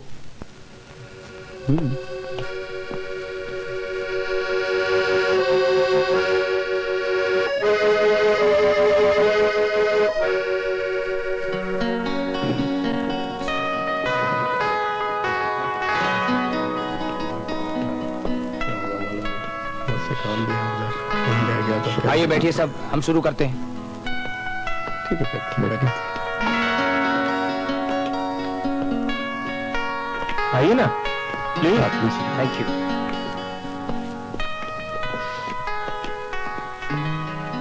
लगता है अब तो रात का भोजन भी यही हो जाएगा। प्लीज बैठिए। हाँ भाई साहब बैठिए, हम शुरू करना चाहते हैं। बोलिए, कौन शुरू करना चाहता पहले? मैं एक बात कहना चाहूंगा। अच्छा ये रहेगा कि सॉरी, आप बोलिए। नहीं नहीं, देखिए मैं बीच में नहीं बोलना चाहता था, प्लीज आप। नहीं, कोई ऐसी बात नहीं। प्लीज बोलिए आप। Thank you. दरअसल मैं जो कहना चाहता हूं वो बहुत मामूली सी बात है, लेकिन खैर, जैसे कि हम सब जानते हैं कि लड़के के पास अपने बाप का कत्ल करने का मकसद है, पिटाई वगैरह का। लेकिन मान लीजिए कि लड़के ने अपने बाप का कत्ल नहीं किया, तो किसने किया, क्यों किया, उसके पास कत्ल का क्या मकसद था? मेरा मतलब कोई भी यूं ही उठकर बिला वजह किसी का कत्ल करने नहीं पहुंच जाता, सिवाय किसी पागल के। मेरे ख्याल से ये भी एक पॉइंट है। हम लोग यहाँ सिर्फ इस बात का फैसला करने बैठे हैं कि ये कत्ल उस लड़के ने किया है या नहीं किया है। किसी और ने किया और क्यों किया है, इससे हमें कोई मतलब नहीं। ये जानना पुलिस का काम है। इन साहब का पॉइंट काफी दुरुस्त है। लड़के के बाप का कत्ल हुआ है, अगर लड़के ने नहीं किया तो फिर और किसने किया है? फिल्म स्टार दिलीप कुमार ने। आप उस आदमी पे इल्जाम लगा रहे हैं जिसे मैं दिलो जान से चाहता हूं। मुझे नहीं लगता इस किस्म के घटिया मजाक की कोई जरूरत है। अगर आप लोगों के पास बात करने के लिए लतीफों के अलावा कुछ नहीं है तो खामोश बैठिए और सुनिए। माफ कीजिएगा, मैंने तो यूं ही जरा सी स्टीम छोड़ी थी। आई एम सॉरी, आप प्लीज बात आगे बढ़ाइए। हाँ, तो शायद आप बता सकें कि लड़के के बाप का कत्ल किसने किया था? मुझे मालूम नहीं, लेकिन लड़के का बाप सही मायनों में कोई अच्छा आदमी, आई मीन कोई आदर्श नागरिक नहीं था। एक बार उसे जेल हुई। उसे जुआ खेलने की बहुत बुरी आदत थी और ज्यादातर वो हारता था। शराब बहुत पीता था और पीकर लड़ाई झगड़ा भी बहुत करता था। एक बार एक झगड़ा किसी औरत के पीछे हुआ जिसमें उसने किसी का हाथ तोड़ दिया। बहरहाल वो एक जालिम वैश्य किस्म का इंसान था जिसने जिंदगी में कभी भी कहीं भी 6 महीने से ज्यादा काम नहीं किया। तो ये कुछ संभावनाएं हो सकती हैं। उसका कत्ल करने वाला उन तमाम लोगों में से एक हो सकता है जो उसके साथ जेल में थे। कोई ऐसा शख्स भी हो सकता है जिसके साथ उसका कभी झगड़ा हुआ हो, शराब के पीछे, जुए के पीछे, औरत के पीछे, कोई भी हो सकता है। ओफो, क्या लफाजी है। हमें पता है उसका बाप एक बेकार किस्म का आदमी था, लेकिन उसकी कहानी क्यों सुना रहे हैं आप? मैं नहीं सुना रहा, मुझे सवाल किया गया है, मैं उसी का जवाब दे रहा हूं। इन साहब ने इनसे डायरेक्ट सवाल किया था, डायरेक्ट। यहाँ हर आदमी वकील बना हुआ है। मेरा एक और ख्याल है कि आपका सिर्फ ख्याल है, लेकिन जो असलियत है, फैक्ट्स हैं, उनका क्या होगा? अच्छा, आप मेरे एक सवाल का जवाब दीजिए। वो बूढ़ा जो नीचे रहता है उसका कहना है कि उसने इस लड़के की गुस्से भरी चीख सुनी, मैं मार डालूंगा तुझे। उसके 1 सेकंड के बाद उसे धम से किसी के फर्श पर गिरने की आवाज सुनाई दी। उसके 15 सेकंड के बाद उसने इस लड़के को सीढ़ियों से उतरकर बाहर भागते हुए देखा। इस सब का क्या मतलब निकालेंगे आप? किसी आवाज को पहचानना इतना आसान नहीं है, खासतौर से चीखती हुई आवाज को यकीनी तौर से पहचानना, वो भी नीचे वाली मंजिल से। क्या आपको नहीं लगता कि उस बूढ़े से गलती हो सकती है? उसने ऊपर से आती हुई कोई आवाज सुनी और फौरन ने तय कर लिया कि ये आवाज उसी लड़के की है। कमाल है, बूढ़े ने लड़के के बाप के गिरने की आवाज सुनी, उसके 15 सेकंड बाद लड़के को भागते हुए देखा, बूढ़े ने लड़के को भागते हुए देखा। 1 मिनट, और उस सामने वाली औरत को भी ना भूलिए, उसने लड़के को चाकू मारते हुए देखा। उसने देखा, क्या यह आपके लिए काफी नहीं है? हाँ कहिए। फिलहाल नहीं, मेरे लिए काफी नहीं है। हद हो गई यार, लगता है किसी डेड फोन पे बात कर रहे हैं हम। 1 सेकेंड, उस औरत ने उसे कत्ल करते हुए देखा था एक गुजरती हुई रेलगाड़ी की खिड़कियों से। हा? रेलगाड़ी में 9 डिब्बे थे और आखिरी 2 डिब्बों की खिड़कियों से उसने उसे देखा था। उसे इतनी छोटी छोटी मामूली चीजें याद रही। अब कम से कम मेरी समझ के बाहर है कि आप किस बात पर बहस करना चाह रहे हैं। बताइए, इस बारे में क्या कहना है आपका? पता नहीं, मुझे कुछ जम नहीं रहा। क्या? तो ठीक है, जब जम जाए तो बता दीजिएगा। हाँ, आप राउंडर्स खेल रहे हैं? जी हाँ, ये लीजिए। क्या कोई बता सकता है कि एक लोकल ट्रेन को किसी एक खास पॉइंट से लीजिए। अरे ये क्या बदतमीजी है? यहाँ कोई बच्चों का खेल नहीं हो रहा। आप अपने आप को समझते क्या है? मजाक हो रहा है यहाँ पे? ये आदमी जब से एक लड़के की जिंदगी का सवाल है। आप चलिए अपनी जगह पे बैठिए। छोड़िए जरा, ये समझता क्या आपने आपको? प्लीज, मैं आपको झगड़ा नहीं चाहता। जरा हिम्मत तो देखिए इसकी। एक छापा मारूंगा तभी अच्छा हो जाएगा तुम्हारे। समझे तुम? चलिए प्लीज बैठिए। अरे श्रीमान, आइए बैठिए। झगड़ा करने का सवाल। शांत हो जाइए। अच्छा चलिए, बात खत्म हो गई। क्या बात खत्म हो गई? माफी मंगवाइए इनसे। ठीक है, मांग ली माफी। बैठिए। हाँ बैठिए प्लीज। हाँ, वो लोकल ट्रेन वाली ये बात क्या कर रहे थे, जरा वो भी सुन लेते हैं। शुक्रिया। क्या कोई बता सकता है कि एक औसत रफ्तार से दौड़ती हुई लोकल ट्रेन को किसी एक खास पॉइंट से गुजरने में कितना वक्त लगता है? अब इससे क्या होगा? कितना वक्त लगता है, जरा अंदाजा लगाइए। मुझे नहीं मालूम। आप? मुझे नहीं पता। आप कुछ कहेंगे? मुझे पता नहीं, यही कोई 10 या 12 सेकंड्स। आपका अंदाजा काफी सही है। कोई और? कमाल है, अब ये नहीं शुरू हो गया बच्चों का खेल? मेरे विचार से अगर ट्रेन की लंबाई 150 गज है और वो 20 मील प्रति घंटे की रफ्तार से जा रही है तो करीब 15.34 सेकंड ठीक बैठेगा। ओहो, चलिए 15 सेकंड माने लेते हैं, लेकिन आप मतलब की बात कीजिए, कहना क्या चाह रहे हैं आप? 9 डिब्बों वाली एक लोकल ट्रेन को किसी एक खास पॉइंट से गुजरने में 15 सेकंड का टाइम लगता है। अब मान लीजिए वो खास पॉइंट उस कमरे की खिड़की है जिसमें कत्ल की वारदात हुई। ये जगह हम सबने देखी। ये कमरा रेलवे लाइन के बहुत नजदीक है। ठीक ठीक। अच्छा, क्या आप में से कोई शख्स रेलवे लाइन के इतने नजदीक रहा है? जी हाँ, मैं। हमारा ये हाउस पेंटिंग का धंधा है, तो इसी सिलसिले में करीब 3 दिन रहा मैं वहां। क्या वहां शोर वगैरह होता है? हाँ, लेकिन कोई फर्क नहीं पड़ता है, थोड़े दिनों में आदत हो ही जाती है। एक बार मैं भी रेलवे लाइन के इतने नजदीक रह चुका हूं। जब ट्रेन गुजरती है और खिड़की खुली होती है तो इस कदर शोर होता है कि बर्दाश्त करते नहीं बनता। जी हाँ। अपनी आवाज खुद को नहीं सुनाई पड़ती। अच्छा ठीक है, नहीं सुनाई देती, लेकिन इसका मतलब क्या है? बताता हूं, जरा ध्यान से सुनिए। पहली गवाही उस बूढ़े की जो नीचे रहता है। उसका कहना है कि उसने लड़के की आवाज सुनी, मैं मार डालूंगा तुझे, और उसके 1 सेकंड बाद किसी के फर्श पर गिरने की आवाज सुनी। 1 सेकंड बाद। ठीक ठीक। दूसरी गवाही उस औरत की जो रेलवे लाइन के उस पार रहती है। उसका दावा है कि गुजरती हुई लोकल ट्रेन के आखिरी 2 डिब्बों की खिड़कियों से उसने कत्ल होते देखा है। आखिरी 2 डिब्बे। ठीक? हाँ हाँ ठीक है, लेकिन इसका मतलब क्या है? अभी हम सब ने मान लिया कि एक लोकल ट्रेन को किसी खास पॉइंट से गुजरने में 15 सेकंड का टाइम लगता है।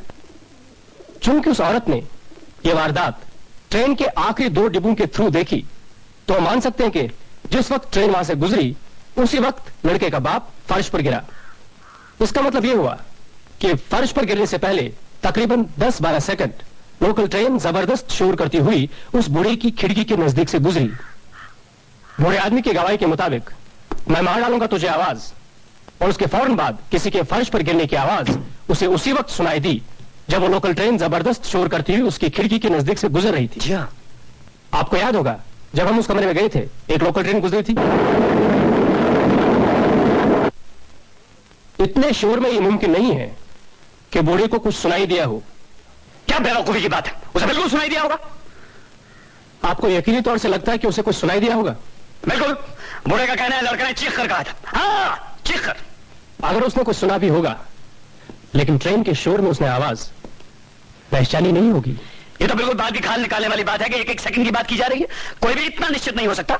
मेरे ख्याल से जो गवाही किसी को फांसी के तख्ते पर पहुंचा सकती है, उसे इतना निश्चित, इतना एक्यूरेट होना ही चाहिए। मुझे नहीं लगता कि उस बूढ़े ने कुछ भी सुना होगा। मेरा भी ये ख्याल है। इतने शोर में वैसे भी। क्या बात कर रहे हैं आप लोग? मुझे इनकी बात बिल्कुल सही लगती है। देखिए, क्या पागल हो गए आप लोग? जी, वो बूढ़ा झूठ क्यों बोलेगा? मतलब उसे क्या हासिल हो जाएगा? लोगों की नजर में शोहरत, अहमियत। वाह वाह वाह, आपके मुंह से तो हमेशा जैसे गीता बहती। लिखकर भेज क्यों नहीं देते गोरखपुर गीता प्रेस वालों को? अच्छे खासे पैसे मिल जाएंगे आपको। सुनिए मिस्टर, आप इनसे इस तरह से क्यों बात कर रहे हैं? जानते हैं जब कोई शख्स किसी बुजुर्ग के साथ इस तरह पेश आए तो उसके साथ कैसा व्यवहार करना चाहिए? आपको कुछ तमीज होनी चाहिए मिस्टर। अगर आपने दोबारा ऐसी हरकत की ना तो अच्छा नहीं होगा, समझे? चलिए आप बोलिए, जो भी कहना चाहते हो। आपको क्यों लगता है कि बूढ़े ने झूठ बोला होगा? इसलिए कि मैं अदालत में उसे बहुत गौर से देखता रहा था। वो फटा हुआ कोट पहना था जिसकी सीवन यहां से उधड़ी हुई थी। गौर किया होगा आप लोगों ने। वो बहुत बूढ़ा था और बहुत धीरे धीरे चढ़कर किसी तरह अदालत में आकर खड़ा हुआ था।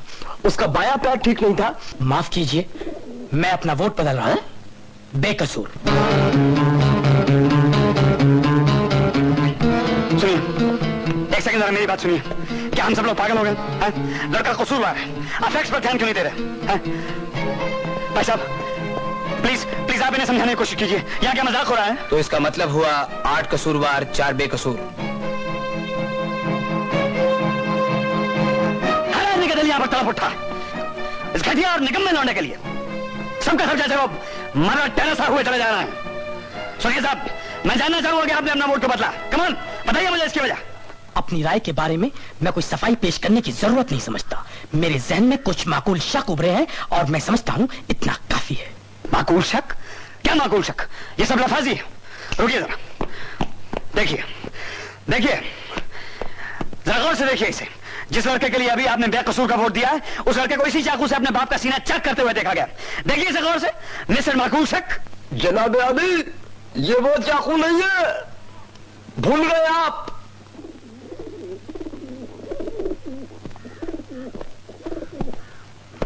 वाह, क्या बात है आपकी। हद होती है पागलपन की। आप पता नहीं मदारी की तरह कहां से तरह तरह की चीजें निकाल रहे हैं। किस बात का यकीन करें हम? अगर कल दारा सिंह और इन साहब के बीच में कुश्ती का मैच हो जाए तो ये साहब कहेंगे कि ये जीतेंगे। माफ करें। अच्छा एक बात बताइए, हम उस बूढ़े का क्या करें? क्या हम ये मान लें कि वो बूढ़ा बिस्तर से उठा नहीं, उसने दौड़कर दरवाजा खोला नहीं और उसने उस लड़के को सीढ़ियों से उतरते भागते देखा ही नहीं? उसे ये सब बातें इसे कहें कि उसे थोड़ी सी अहमियत मिल जाए, शोहरत मिल जाए? जरा रुकिए एक मिनट प्लीज। क्यों, अब आप बोलिंग करेंगे? क्या उस बूढ़े ने यह कहा था कि उसने दौड़कर दरवाजा खोला था? अरे दौड़कर खोला हो, चलकर खोला हो, नाच कर खोला हो, उसे क्या फर्क पड़ता है?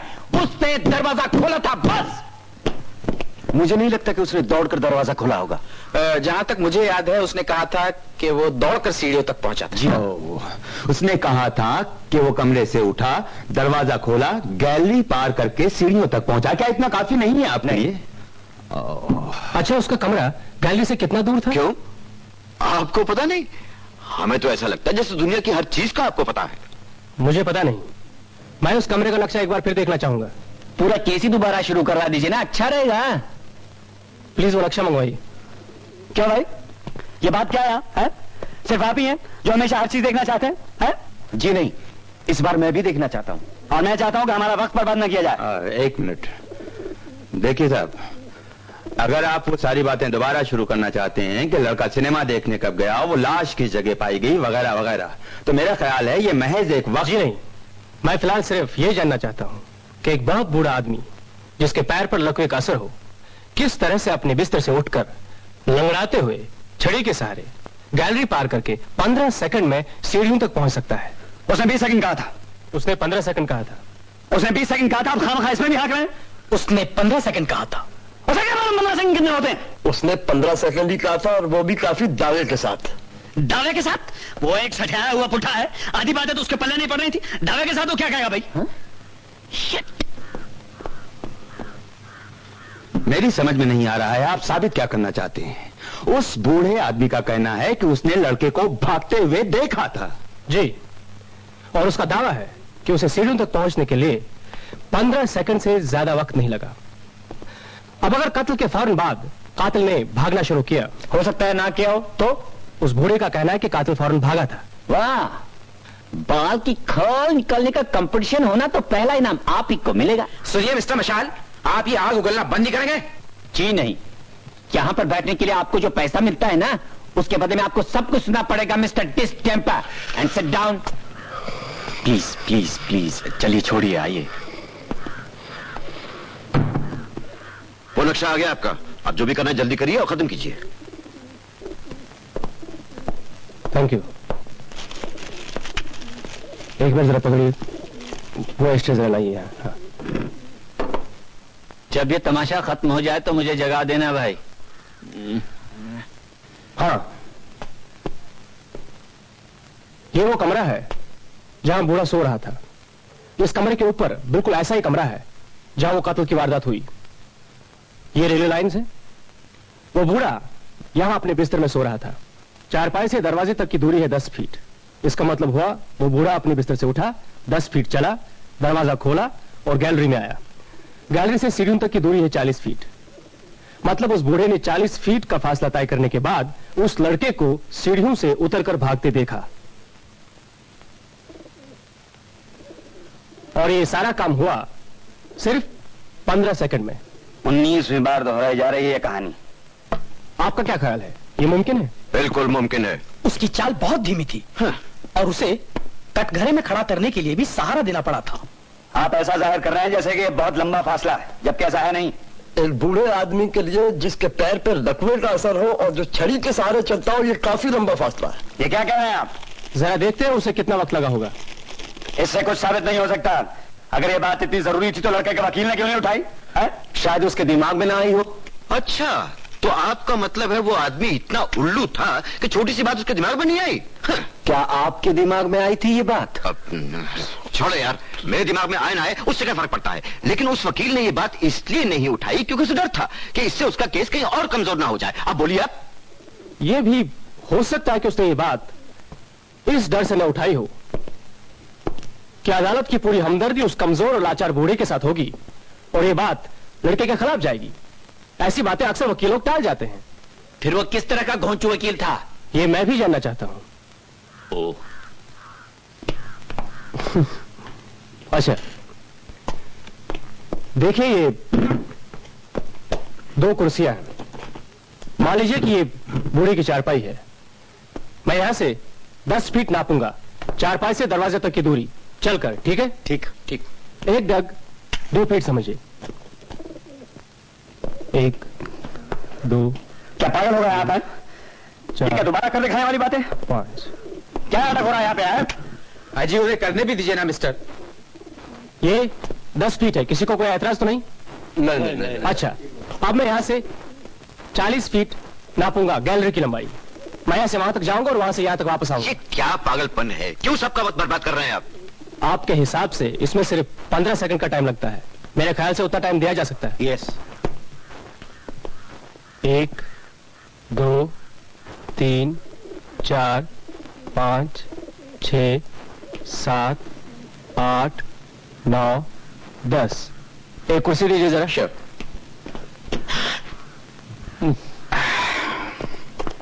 Here you are. ये लीजिए। Thank you. ओके। अच्छा, किसी की घड़ी में सेकंड्स की सुई है? हाँ, मेरे पास है। ओके, देखिए, मैं यहां से उठूंगा जी। उस बूढ़े की छड़ी यहीं पास में कहीं होगी जी। मैं वहां से 10 फीट का फासला तय करूंगा। हाँ। उसके बाद ये 40 फीट। हाँ। राइट? हाँ, राइट। अब जब आप शुरू करना चाहें तो पैर से फर्श पर आवाज कर लीजिएगा। समझ लीजिए कि वो लड़के के बाप के फर्श पर गिरने की आवाज है। उसी पॉइंट से आप मुझे टाइम कर लीजिएगा। ठीक है? चलिए देखते हैं। सो जा राजकुमारी सो जा। जिंदगी में ऐसी ड्रामाबाजी मैंने कभी नहीं देखी। मैं तैयार हूं।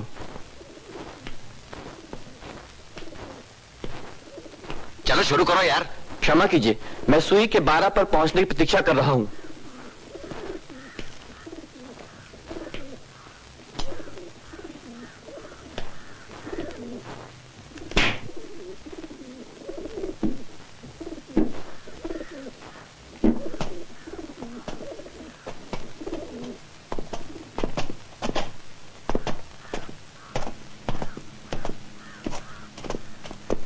चलो चलो, वो इतना धीरे नहीं चलता था। वो इससे भी धीरे चलता था। लीजिए, मैं और तेज चलता हूं।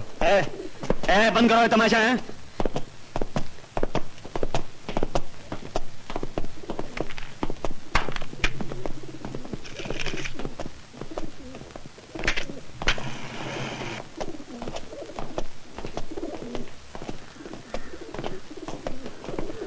बस ठीक। कितने सेकंड? 5, 10, 15, 20, 25, 30, 35, 40 और एक पूरे 41 सेकंड्स। अब देख लीजिए। My god, you are really. मेरे ख्याल से जो हुआ वो इस तरह हुआ होगा। बूढ़े आदमी ने कुछ घंटे पहले बाप और बेटे का झगड़ा सुना। उसके बाद बिस्तर में लेटे हुए उसे ऊपर से किसी के गिरने की धमक और सामने वाली औरत की चीख सुनाई दी। वो अपने बिस्तर से उठा, उसने सीढ़ियों तक पहुंचने की कोशिश की। उसे दौड़ते हुए कदमों की आवाज सुनाई दी और उसने मान लिया कि वही लड़का है। बिल्कुल, मेरा ख्याल है ये हो सकता है। मान लिया? सुनिए, आप सब लोग मेरी बात सुनिए। मैंने जिंदगी में हजारों तरह की बेईमानी देखी है, लेकिन जो कुछ यहाँ इस कमरे में इस छत के नीचे हो रहा है उसकी तो मिसाल ही नहीं। जब से तुम इस कमरे के अंदर आए हो तुमने हम सबको परेशान कर रखा है। अपनी कहानियां सुना कर गरीबों के बारे में, नीचे तबके के बारे में, उनके दुख हरांसुओं के बारे में। और तुम्हें कुछ थोड़ी सी कामयाबी भी हासिल हो रही है मिस्टर, क्योंकि यहाँ पर कुछ लोग ऐसे हैं जिनका दिल अचानक रो उठा है, तड़प उठा है, हाँ हाँ करने लगा है बिल्कुल औरतों की तरह। लेकिन किसी ख्याल में मत रहना, मैं इतना छोटा सा पिद्दी जैसा नहीं हूँ। तुम्हारी बातों का मुझ पर इतना सा भी असर नहीं होने वाला, समझे? और आप सब लोगों को क्या हो गया? आपको मालूम नहीं है कि आदमी खतरनाक कातिल है, इसे तो फांसी के तख्ते पर होना चाहिए था। ऐसे आदमी को हम अपने हाथ से निकल दे रहे हैं। क्या कहा आपने? हाथ से निकल जाने दे रहे हैं? आप क्या उसके जल्लाद हैं?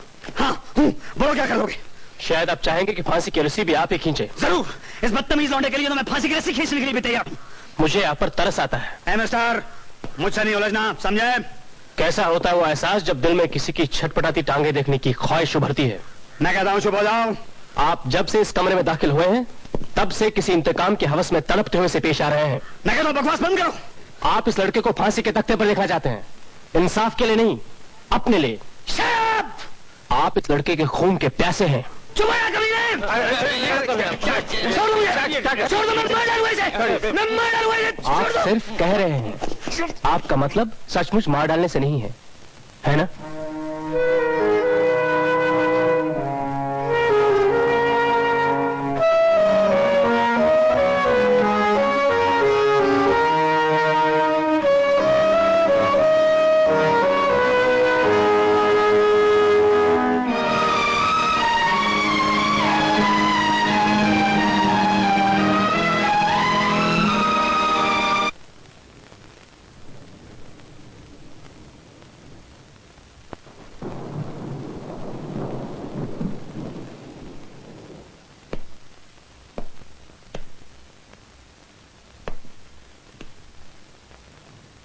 क्या बात है भाई? हैं? क्या देख रहे हैं आप लोग? हैं?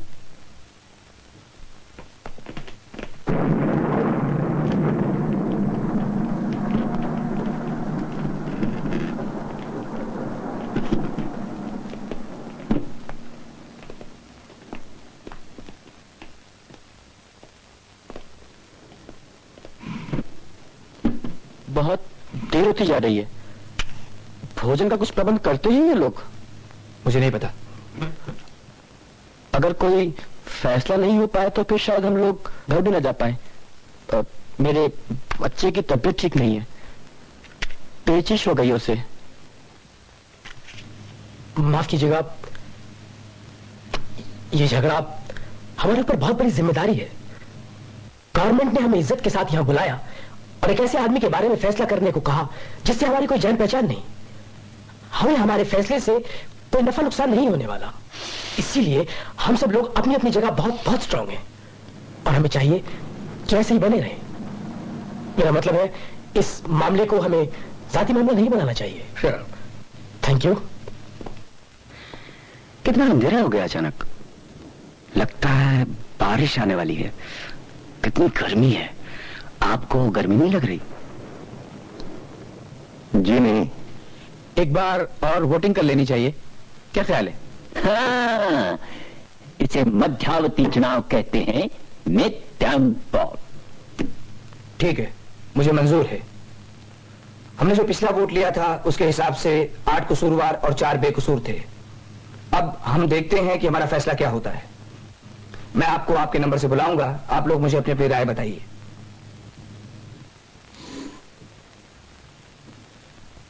मेरा वोट है कसूरवार। नंबर 2 बेकसूर। नंबर 3 कसूरवार।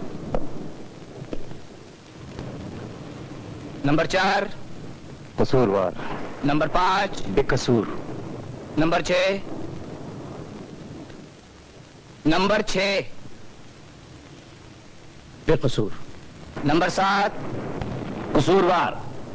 नंबर 8 बेकसूर। नंबर 9 बेकसूर। नंबर 10 कसूरवार।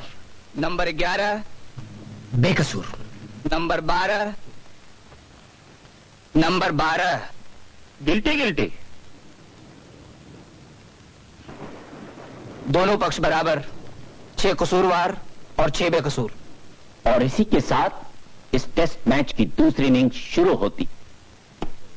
6 के मुकाबले 6। मैं सच कहता हूं, एक कत्ल इस कमरे में भी होने जा रहा है। वो लड़का जिस तबके से आया है, वो लड़का किस तबके से आया है इससे हमें कुछ लेना देना नहीं है।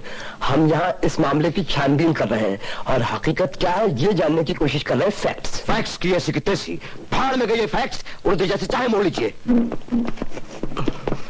यही बात है, गणतंत्र साहब आपको समझाने की कोशिश कर रहे हैं, मगर आपके दिमाग शरीफ में उतर ही नहीं रही है। चीख चीख कर आपने लोगों के कान के पल्ले फाड़ रखे। निहायत बदतमीज किस्म के आदमी है आप, बोलने का शऊर नहीं है आपको। प्लीज प्लीज, कोई बात नहीं। अब बरन साफ नहीं देता, वरना बता पाना इन साहब को। कोई बात नहीं, प्लीज चलिए। आइए बैठिए। बहुत गर्मी है भाई, ये पंखा कम वक्त। पानी लेंगे आप? मैं लेके आता हूँ। नहीं शुक्रिया।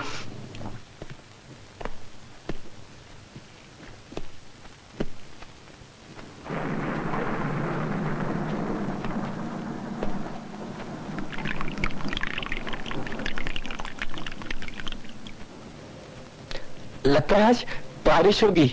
अच्छा, क्यों? आपको ऊपर से कोई मैसेज आया क्या? जी। अच्छा एक बात बताइए, आपने अपना वोट क्यों बदला? मुझे महसूस हुआ कि ये कि आपकी टांग इतनी कमजोर थी कि आप एक फैसले पर टिक नहीं सकते थे। नहीं नहीं, बहुत सी ऐसी बातें हैं जो पहली बार हमारे सामने आई है और हमें। मत छोड़ो यार, आप भी हवा के साथ फड़फड़ा गए, रोक खा गए इन साल इंटेलेक्चुअल्स का। नहीं नहीं, ये बात नहीं है। आप भी उनमें से हैं जो एक ढूंढो 1000 मिलते हैं। सुनिए श्रीमान, आपको कोई अधिकार नहीं मुझसे इस तरह से। कुत्ता साला।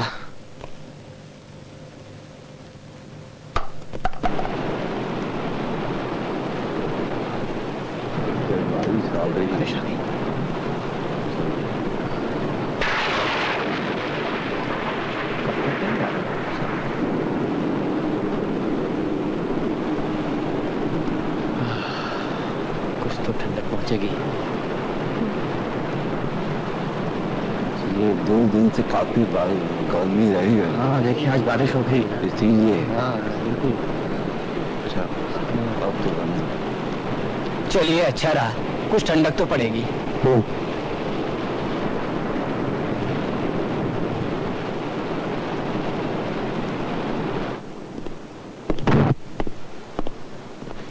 देखो, 6 के मुकाबले 6।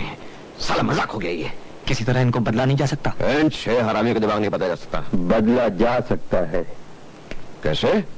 तर्क से, गालियों से नहीं। तर्क से? My bloody foot. बिल्कुल ठीक कह रहे हैं, सिर्फ यही है जो हमेशा कायदे की बात करते हैं। छोड़ो कायदे और तर्क की बातें, मैं तो कहता हूँ ये सब छोड़ छाड़ कर हमें निकल जाना चाहिए। कहीं बारिश ज्यादा हो गई तो रात पर यहीं बैठना पड़ेगा। इन 6 हरामियों में से एक भी टूटने वाला नहीं। हम किसी फैसले पर नहीं पहुंच सकते। क्या बात कर रहे हैं आप? आपने अदालत में खड़े होकर हलफ उठाया, आप इस तरह बीच में छोड़ के जा नहीं जा सकता। ये सरासर बेईमानी है। लड़का कसूरवार है और उसको उसकी सजा मिलनी चाहिए। सुनिए मिस्टर, सुनिए प्लीज। आइए भाई, चलिए, काफी देर हो गई है, काम शुरू किया जाए।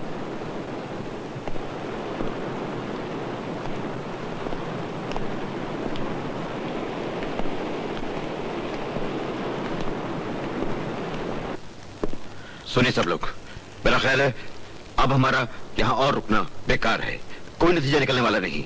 अदालत से जाकर कह देते हमसे कोई फैसला नहीं होगा। मेरा भी यही ख्याल है, चलिए चलते हैं। यहाँ गाड़ी अटक गई है, अब यहाँ पर कोई फैसला बदलने वाला नहीं है।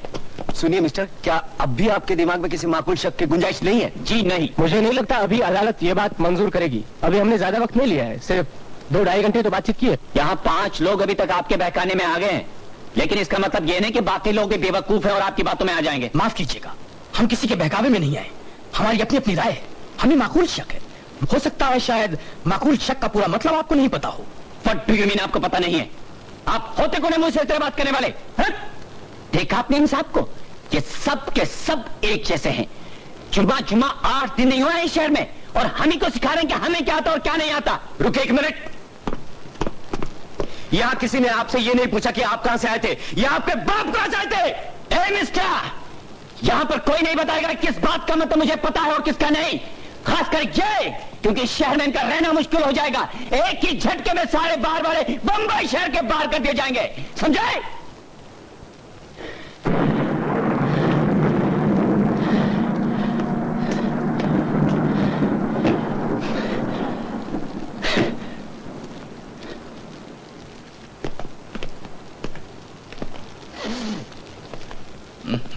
अभी झगड़ा बंद कीजिए प्लीज। क्या हम थोड़ी देर भी झगड़े बिना नहीं रह सकते? मैं कुछ कहना चाहूंगा, अगर इन साहब को कुछ खास एतराज ना हो।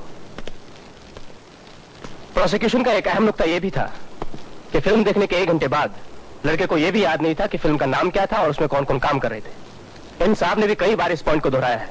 बेशक लड़के के पास अपने बचाव का सिर्फ यही एक बहाना था, और वो भी निहायत कमजोर, जिसे अपनी तमाम कोशिशों के बावजूद भी वो पुख्ता नहीं बना सका। माफ कीजिएगा, उस लड़के की जगह पर अगर आप होते और अपने बाप से 2 थप्पड़ खाने के बावजूद आप भी ऐसे तनाव भरे माहौल से गुजरते, तो क्या इस तरह की छोटी छोटी बातें आप याद रख सकते थे? जरूर, खास खास बातें जरूर याद रखता। लड़के को याद नहीं थी क्योंकि वो फिल्म देखने गया ही नहीं था। पुलिस के बयान के मुताबिक उस लड़के से पूछताछ उस कमरे के बाहर बैठकर की गई जिसमें उस वक्त भी बाप की लाश पड़ी हुई थी। क्या आप समझते हैं कि ऐसे माहौल में आप सारी बातें याद रख सकते थे? जरूर रख सकता था। मानसिक तनाव के बावजूद? मानसिक तनाव के बावजूद। अदालत में उसे फिल्म का नाम याद आ गया था। उसने ये भी सही से बता दिया कि उस फिल्म में कौन कौन काम कर रहे थे। जी हाँ, लड़के के वकील ने काफी मेहनत की थी। कत्ल की रात से लेकर अदालत में आने तक उसके पास पूरे 3 महीने थे, और इन 3 महीनों में उसने लड़के को सारी बातें अच्छी तरह से रटा दी थी। उस रात किसी खास थिएटर में कौन सी फिल्म चल रही थी, उसमें कौन कौन काम कर रहा था, ये जानकारी हासिल करना किसी वकील के लिए कोई मुश्किल काम नहीं है। बल्कि मैं तो उस पुलिसमैन की गवाही का यकीन करूंगा जिसने कत्ल के बाद लड़के का बयान लिया। कत्ल के फौरन बाद मानसिक तनाव हो या न हो। मैं आपसे एक सवाल पूछना चाहता हूँ। हाँ, जरूर पूछिए। कल रात आप कहाँ थे? मैं घर पर ही था। और परसों रात? ओफो, क्या हो रही है? नहीं, कोई बात नहीं, पूछने दीजिए। परसों रात अदालत से निकलकर मैं सीधा अपने ऑफिस गया, 8:30 बजे तक वहीं रहा, फिर घर चला गया। और उससे पिछली रात को? उससे पिछली रात यानी मंगल मैं था, हाँ, ब्रिज का टूर्नामेंट था, मैं ब्रिज खेलता रहा, उसके बाद घर चला गया था। और सोमवार की रात? सन 42 के भारत छोड़ो आंदोलन तक पहुंच जाए तो मुझे बता दीजिएगा। Monday night. हाँ, सोमवार को मैं और मेरी वाइफ एक फिल्म देखने गए थे। कौन सी फिल्म? जाने दो यारो। अच्छी फिल्म थी। क्षमा कीजिएगा, मैंने भी ये फिल्म देखी है, इसका नाम है जाने भी दो यारो। हाँ, आई एम सॉरी, जाने भी दो यारो। इस फिल्म में कौन कौन लोग काम कर रहे थे?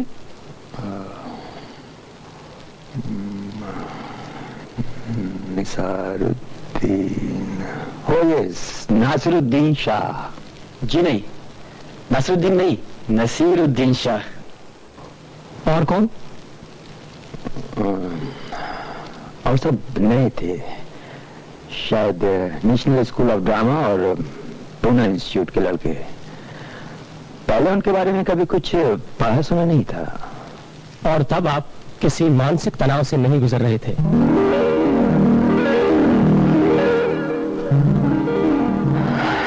नहीं। मेरा ख्याल है साबित हो गया। जी हाँ, बहुत बड़ा तीर मारा है। यकीनन बहुत बड़ा तीर मारा है। इन साहब को 2-4 घटिया फिल्म स्टारों के नाम याद नहीं, तो उसका ये मतलब तो नहीं कि लड़का फिल्म देखने गया था। जी नहीं, लेकिन कोई ये भी साबित नहीं कर सकता कि फिल्म देखने लड़का नहीं गया था। हो सकता है उसे फिल्म का नाम वगैरह कुछ याद नहीं हो। अगर इन साहब के लिए कुछ बातें भूल जाना मुमकिन है तो उस लड़के के लिए भी बिल्कुल मुमकिन है, क्योंकि इस पे कत्ल का जुर्म है, इसलिए जरूरी नहीं है कि उसकी याददाश्त भी बड़ी तेज होनी चाहिए। आप तब तक बोलते रहिए जब तक आपकी जबान जमीन तक नहीं लटक जाए। लड़का कसूरवार है, बात खत्म। और किसके पास है खांसी गोलियां? जरा देना एक। वो सब खत्म हो गई हैं। टाइम क्या हुआ होगा? 6:55। मिस्टर, फिल्म तो गई आपकी।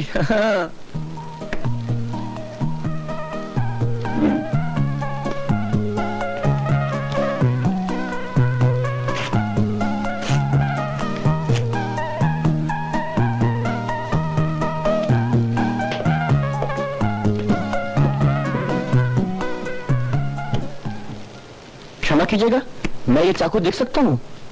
जरूर।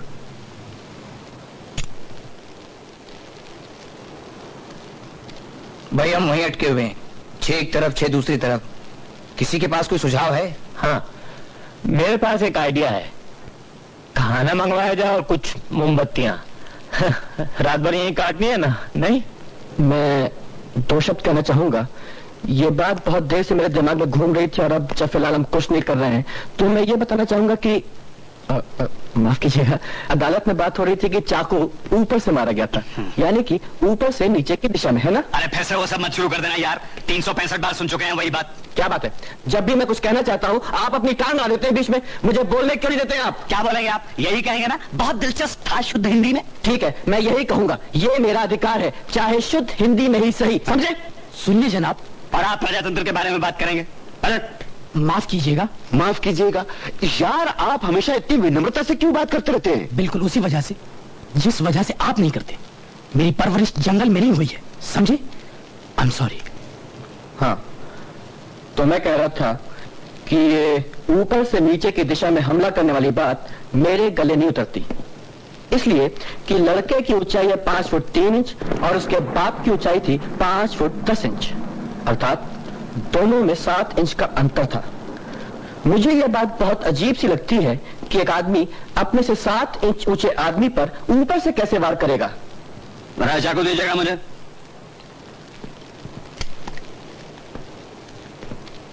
जब तक आप देख नहीं लेंगे आपको तसल्ली नहीं होगी। जी, मैं दिखाता हूं।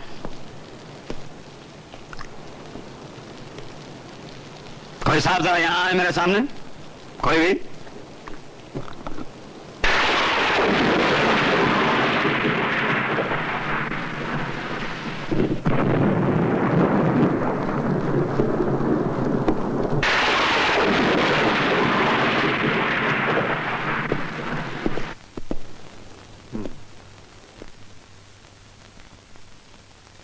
जरा गौर से देखिएगा, दोबारा नहीं करूंगा मैं आपके लिए।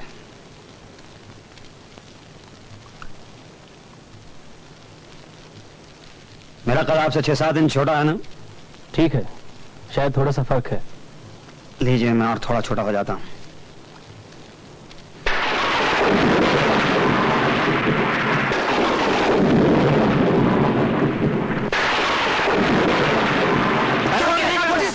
रिलैक्स रिलैक्स, किसी को कुछ नहीं हुआ।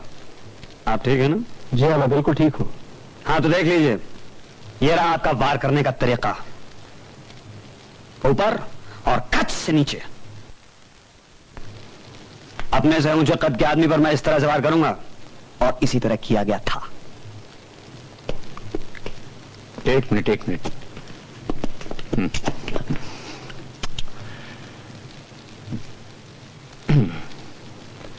ऊपर से नीचे, बिल्कुल ठीक। शक की तो कोई गुंजाइश ही नहीं है। ये तो बहुत साफ केस है। जरा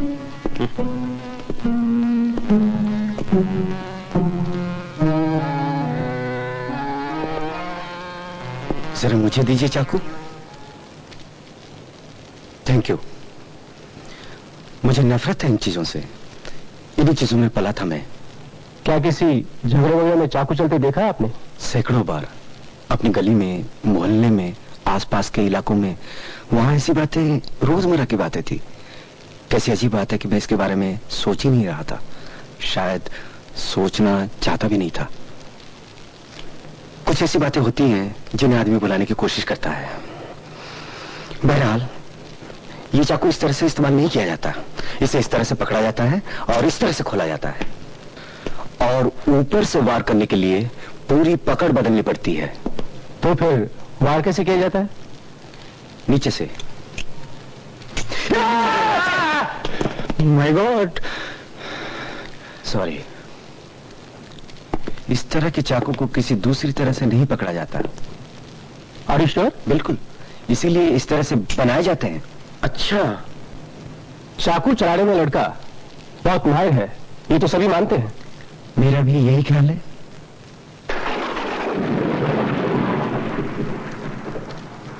मतलब आपको लगता है कि लड़के ने ऊपर से नीचे वार नहीं किया? जी, जिस लड़के को इतना अनुभव हो और इतनी प्रैक्टिस हो, वो ऐसा नहीं कर सकता। दरअसल अपने आप ही हाथ पैर उस तरह से चल जाते हैं जिस तरह की उन्हें आदत पड़ जाती है, जैसे किसी कार का ब्रेक या गियर। अगर वो लड़का वार करता तो नीचे से ही करता। ये बात आप इतने यकीन के साथ कैसे कह सकते हैं? आपने कत्ल करने का कोई डिप्लोमा ले रखा है क्या?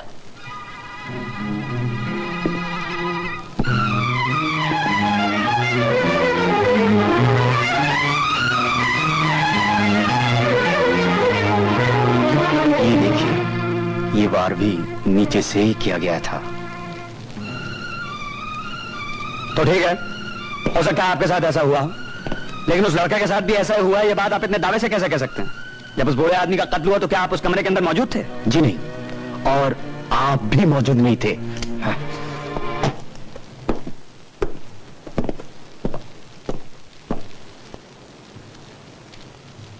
इस सब से कुछ नहीं होगा मिस्टर, मुझे यकीन नहीं है उसकी बातों पर। महज इसलिए कि वो लड़का चाकू चलाने का माहिर था, इससे जख्म की नौयत तो तय नहीं हो जाती। ठीक, बिल्कुल ठीक। आपका क्या ख्याल है? वेल, आई डोंट नो, कुछ समझ में नहीं आ रहा। क्या समझ में नहीं आ रहा? I don't know. सुनिए प्लीज, मेरी बात सुन लीजिए। आप इस बहसबाजी से कुछ नहीं होने वाला है। मेरी खोपड़ी भरना रही है, मैं तंग आ गया हूं, इसलिए मैं अपना वोट बदल रहा हूं बेकसूर। क्या क्या क्या क्या क्या क्या? सुना नहीं आपने? बेकसूर। भाग में जाओ। क्या भाग में जाओ? ये कोई जवाब नहीं होता। नहीं है तो नहीं है, आपको ऐसे क्या, आप अपनी चिंता कीजिए। ठीक कह रहा है वो, ये कोई जवाब नहीं है। किस तरह के आदमी हैं आप? पहले सबके साथ मिलकर आपने कसूरवार का फैसला दे दिया क्योंकि आपकी जेब में सिनेमा के टिकट उछल-कूद मचा रहे थे, और अब आप बेकसूर का फैसला दे रहे हैं क्योंकि आप ऐसे तंग आ चुके हैं। मिस्टर तामिदान, किसी की जिंदगी से इस तरह खिलवाड़ करने का कोई हक नहीं है आपको। इससे ज्यादा घटिया और गिरी हुई बात हो ही नहीं सकती। सुनिए, आपको मुझसे इस तरह बात करने का कोई हक नहीं है। अगर आप बेकसूर का फैसला देना चाहते हैं तो जरूर दीजिए, मगर इसलिए नहीं कि आप जैसे तंग आ चुके हैं, बल्कि इसलिए कि आपको यकीन है कि लड़का बेकसूर है। और अगर आपको लगता है कि लड़का कसूरवार है, आपको यकीन है, तो अपना वोट जरूर दीजिए। रात में इतनी हिम्मत नहीं कि आपको जो ठीक लगता है वो कर सके। एक मिनट, कसूरवार या बेकसूर? मैंने कह दिया बेकसूर। क्यों? और डैम इट, मुझे कोई सफाई देने की बंदिश नहीं है। बंदिश है, बताइए क्यों कहा बेकसूर? मुझे नहीं लगता लड़का कसूरवार है।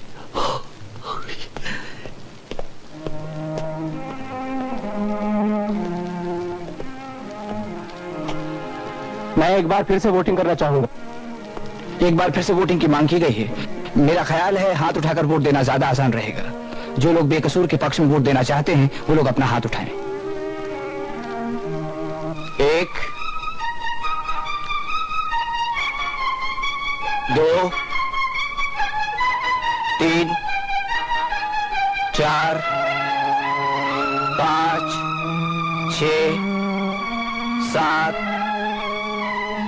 8 9। और कसूरवार के पक्ष में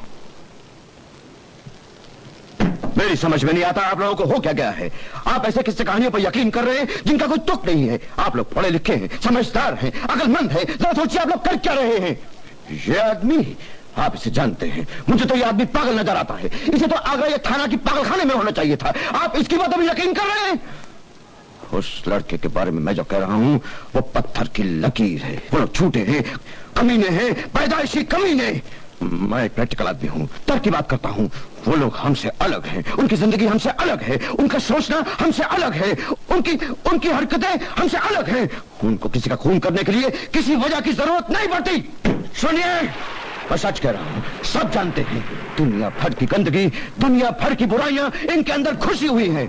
ये लोग झूठ बोलते हैं, शराब पीते हैं, जुआ खेलते हैं, रंडीबाजी करते हैं, क्या क्या नहीं करते ये बास्टर्ड्स। रुकिए मिस्टर, ये क्या हरकत है? जरा देखिए इस आदमी की बदतमीजी। इन हरामजादों को तो कोई धर्म ईमान नहीं है। जरा सी शराब पी, किसी की पीठ पे छुरा घोपा और वो पड़ी है लाश कतर में। इनका तो खून ही ऐसा है, इनकी फितरत में शामिल है ये सारी गंदगी। अब आप कहां जा रहे हैं? जाइए, आप भी जाइए और अंदर जाकर अपने कान अच्छी तरह से साफ कर लीजिएगा ताकि मेरी बात उनके अंदर घुस सके। सुनिए, इस कौम के दिल में किसी के लिए कोई जगह नहीं है। कोई जिए या मरे इनकी बला से। ये लोग अपनी माँ की परवाह नहीं करते, अपने बाप की परवाह नहीं करते। साले जानवरों की तरह पैदा होते हैं, सुअर के बच्चों की तरह बढ़ते हैं और उन्हीं की तरह मरते हैं ये बास्टर्ड्स। आपको पता है, आप एक नहायती गंदे, बीमार और खलीज आदमी हैं। गंदा और खलीज? अपनी जगह पे। ओ बुड्ढे, जरा ढंग से बात कर, नहीं तो तेरी तो आप बीच में ना आइए। ये होता कौन है बीच में बोलने वाला? गंदा और बीमार, जरा हिम्मत तो देखो इसकी। खड़े तो होता नहीं बनता, खड़े बीच में ढंग रहा। मेरा ख्याल है आप चुप हो जाइए। मैं चुप नहीं रहूंगा, मैं बोलूंगा और सबको सुनना पड़ेगा क्योंकि यहाँ सब साले पागल हो गए हैं, सारे के सारे। और इस हरामजादे बुड्ढे को तो सुनना ही पड़ेगा। बोल। अरे बस, अरे बस कीजिए, बस टेक योर प्लीज। सामना कर रहे हैं हम लोग, कीड़े मकोड़ों की तरह ये लोग बढ़ते चले जा रहे हैं। 1 के 10, 10 के 10 लाख। यही लोग, यही तबका जिससे ये हरामजादा लड़का आया है, जानबूझकर ये अपनी आबादी बढ़ा रहे हैं ताकि हमारी कौम को खत्म करते हैं, नामो निशान मिटा दें हमारी कौम का। मैं सच कहता हूँ, ये लोग हमारे दुश्मन हैं, हमसे नफरत करते हैं। ये हरामजादे हम पर हुकूमत करेंगे। आप सब साले इंटेलेक्चुअल मेरी बात सुनिए। इससे पहले कि ये कुत्ते हमें नोच खाएं, हमें होशियार हो जाना चाहिए। ये लड़का उन्हीं सांपों की औलाद है जो इस वक्त हमारे हाथ में है। इसे किसी भी हालत में नहीं छोड़ना चाहिए। कम से कम एक तो कम हो। तरक्की ऐसी की तैसी। और कानून क्या है? वो तो मोम की नाक है, जब चाहो जिधर चाहो घुमा लो। मैं उसकी परवाह नहीं करता, क्यों करूं? वो साले करते हैं कानून की परवाह। बास्टर्ड्स, बहुत हो गया, अब चुप होते कि नहीं आप? तू मुझे चुप कराएगा साले? अगर तुम्हारी जबान से एक लफ्ज भी और निकला तो मैं तुम्हारा मुंह तोड़ दूंगा। And I mean it. I mean it.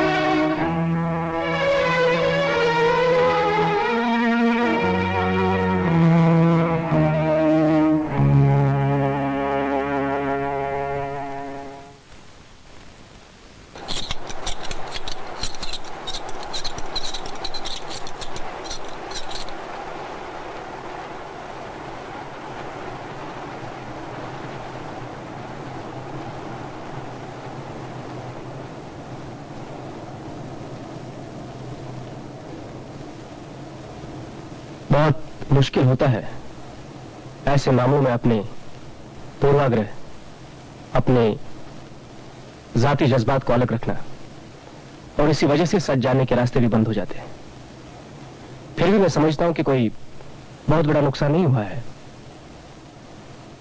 दरअसल सच्चाई क्या है मुझे भी नहीं पता, किसी को भी नहीं पता, और शायद कभी पता होगी भी नहीं। बहरहाल हम में से 9 लोग सोचते हैं कि लड़का कसूरवार नहीं है, लेकिन यह सोचना सिर्फ संभावनाओं पर आधारित है। इसलिए हो सकता है कि हम गलत हों, हमें नहीं पता। हो सकता है कि एक कसूरवार लड़के को हम दोबारा समाज में छोड़ने की गलती कर रहे हो, लेकिन हमारे पास माकूल शक है और ये बचाव का वो जरिया है जिसकी हमारे समाज में और कानून की नजर में बहुत अहमियत है। हम अभी पूरी तरह से निश्चित नहीं हैं। हम किसी भी शख्स को तब तक कसूरवार नहीं ठहरा सकते जब तक कि हम पूरी तरह से निश्चित न हो। आप 3 लोग अपनी राय में इतने पक्के कैसे हैं, यह बात हम 9 लोगों की समझ में नहीं आती है। शायद आप में से कोई हमें समझा सके। आप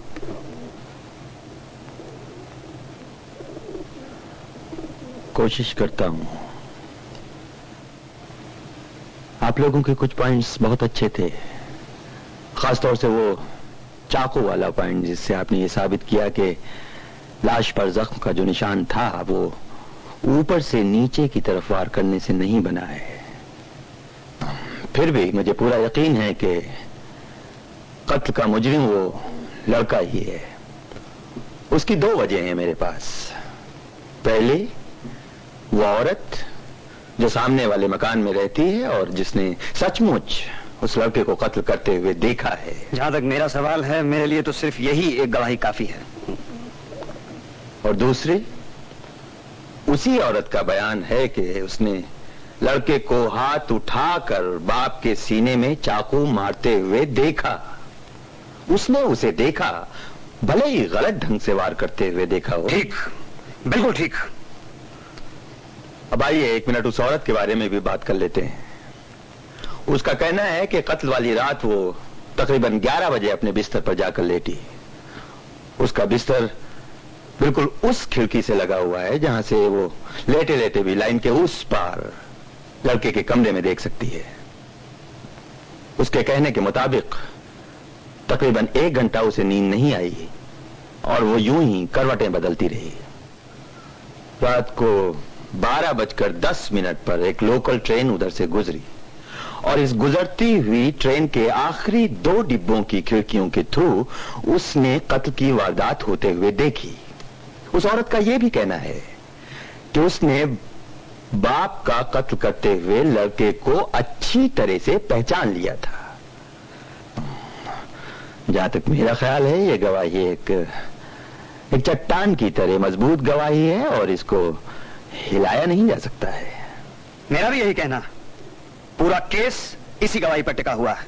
कहिए, कहीं कोई शक नजर आ रहा है आपको? वेल, यस, आप कुछ कहना चाहते हैं? Well, I don't know. दरअसल में इतनी सारी दलीलें, आई मीन बहुत उलझा हुआ केस है। हाँ, कहिए, आखिर हम किस बिना पर लड़के को बेकसूर कह सकते हैं? एक्चुअली इतनी सारी दलीलों को एक सही तरतीब में सजाना बहुत मुश्किल होता है। आप सारी दलीलों को उठा के खिड़की से बाहर फेंक दीजिए। उस औरत ने देखा, और क्या चाहिए आपको? है वेल, मे बी।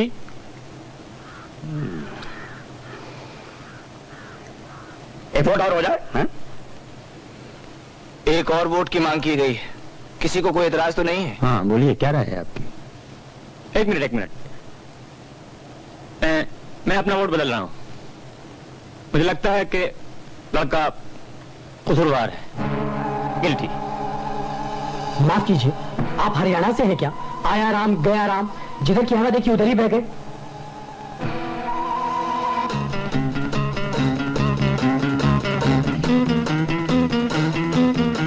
और कोई?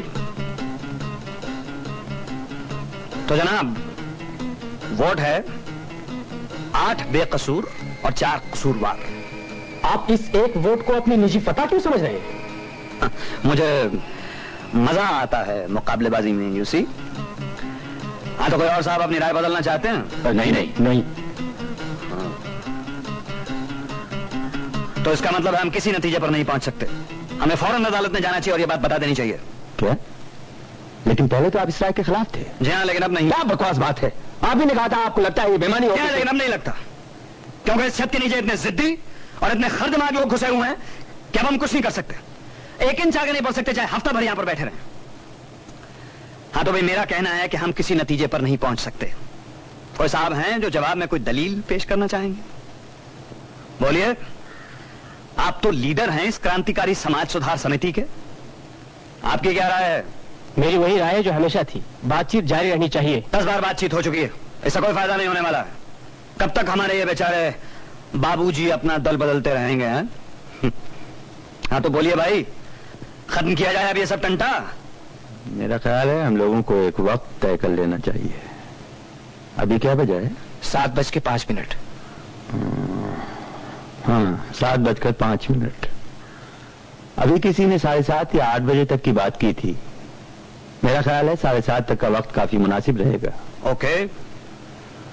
और हम उसके बाद ही तय करेंगे कि अदालत में हमें जाना चाहिए या नहीं। माफ कीजिएगा, आपकी तबीयत खराब है क्या? जी नहीं, शुक्रिया। हाँ, तो मैं कह रहा था कि 7:30 बजे तक का टाइम काफी मुनासिब रहेगा। मैंने ये सवाल इसलिए पूछा क्योंकि आप अपनी नाक के पास इस तरह से सहला रहे थे। इस तरह से बीच में बोलने के लिए मैं आपसे माफी चाहता हूं, लेकिन आपके इस तरह नाक सहलाने से मुझे अचानक एक बात याद आ गई। देखिए, मैं कुछ जरूरी बातें तय करना चाहता हूं।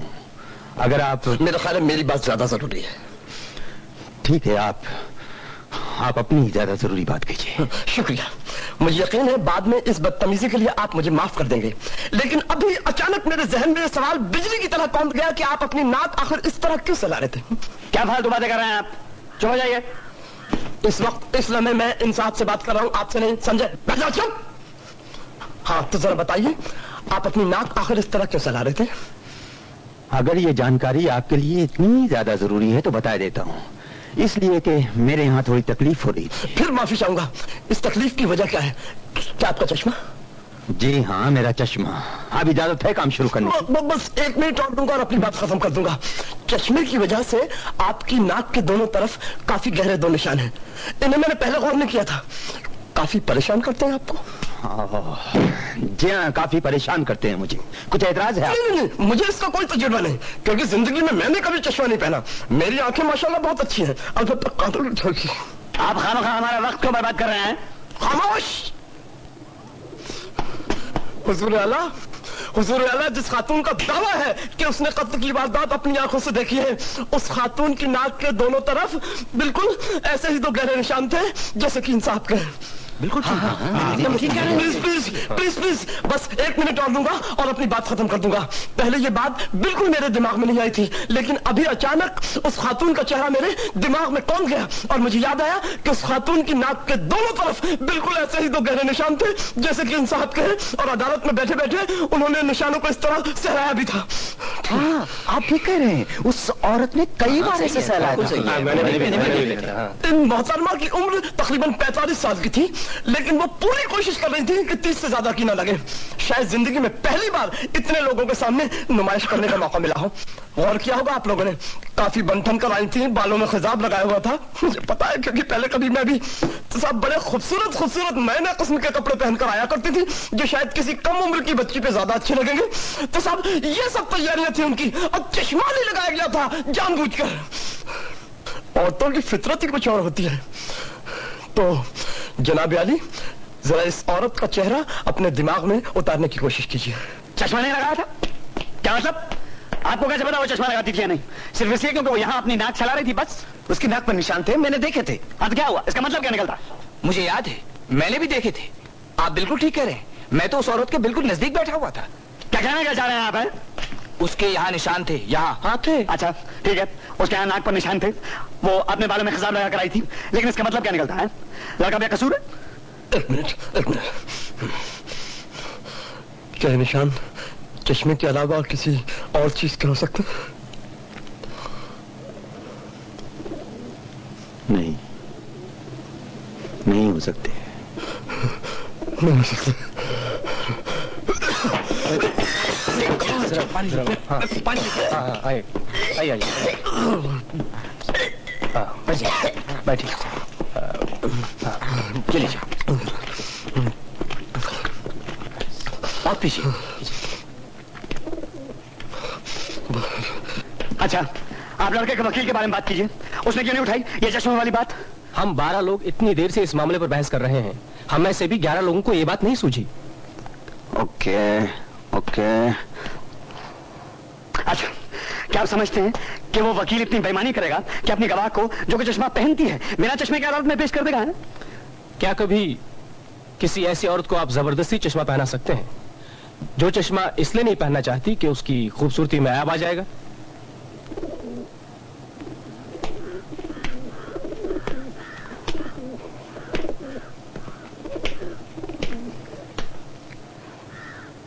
अच्छा ठीक है, उसके यहाँ नाक पर निशान थे, वो औरत चश्मा लगाती थी लेकिन बाहर लोगों के सामने नहीं लगाती थी ताकि उसकी खूबसूरती में कोई ऐब ना आ जाए।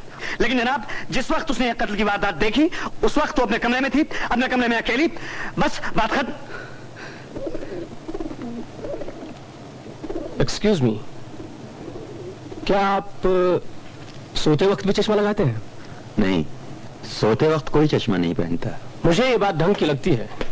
जिस वक्त वो औरत बिस्तर पर लेटी करवटें बदल रही थी और सोने की कोशिश कर रही थी, उस वक्त उसने चश्मा नहीं पहना होगा। आपको कैसे मालूम? मुझे पता नहीं, मेरा अंदाजा है। मेरा ये भी अंदाजा है, जिस वक्त उसने यूं ही अचानक खिड़की के बाहर नजर डाली, उस वक्त वो चाहकर भी चश्मा नहीं पहन सकती थी। उसके पास वक्त ही नहीं था। खुद उसका कहना है कि जो ही उसने खिड़की के बाहर देखा, उसी पर उसे कत्ल की वारदात होती दिखाई दी। 1-2 सेकंड के वक्फे में चश्मा उठाकर पहनना मुमकिन नहीं है। अच्छा, एक मिनट रुकिए। मेरा यह भी अंदाजा है मिस्टर कि उसको लगा कि उसने लड़के को बाप का कत्ल करते हुए देखा, लेकिन मैं कहता हूं कि उसे लड़का नहीं बल्कि एक धुंधली सी आकृति दिखाई दी होगी। आप ये कैसे कह सकते हैं कि उसे क्या दिखाई दिया होगा? इन्हें सारी बातें कैसे पता चल जाती हैं? आपको कैसे मालूम कि वो चश्मा पहनती थी भी या नहीं? हो सकता है कि वो किताब पढ़ने का चश्मा पहनती हो सकता है कि वो धूप का चश्मा लगाती हो, वो कुछ भी पहनती हो, लेकिन अब हमें उस औरत की नजर पर शक है। उसकी आंखें खराब हैं। माफ कीजिएगा, बिना चश्मे के 60 फीट की दूरी से एक आदमी को उसने कैसे पहचाना? बिल्कुल, ऐसी गवाही के आधार पर किसी को फांसी के तख्ते पर नहीं भेज सकते। ये सब मत बताओ तुम मुझे। क्या आपको नहीं लगता कि उस औरत से गलती हुई होगी? नहीं। क्या ये मुमकिन नहीं? नहीं, ये मुमकिन नहीं है। क्या आपको लगता है कि ये मुमकिन है?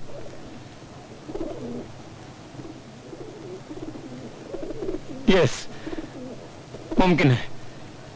मेरा ख्याल है लड़का बेकसूर है, not guilty. Yes. Good, very good. आपका क्या ख्याल है, लड़का कसूरवार है या बेकसूर? अब मुझे कोई मतलब नहीं, आप सब हरामी हैं, जो मर्जी कीजिए। लेकिन आपकी राय क्या है? बेकसूर जहन्नुम में चाहिए। तुम साले एक नंबर के कमीने हो। मैं कहता हूं कि लड़का कसूरवार है। क्या आपकी भी यही राय है कि लड़का कसूरवार है? कहिए।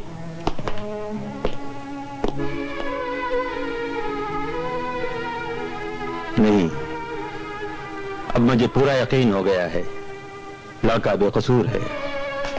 आप भी? क्या हो गया आपको? हैं एक आप ही तो हैं जो सिर्फ मेरी तरफ से लड़ रहे हैं। आप भी पलट गए। कल वो लड़का सड़कों पर आजाद घूमता हुआ दिखाई देगा। मैंने आप मेरे साथ रहिए प्लीज।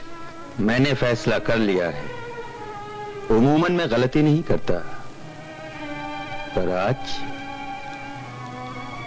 न जाने कैसे।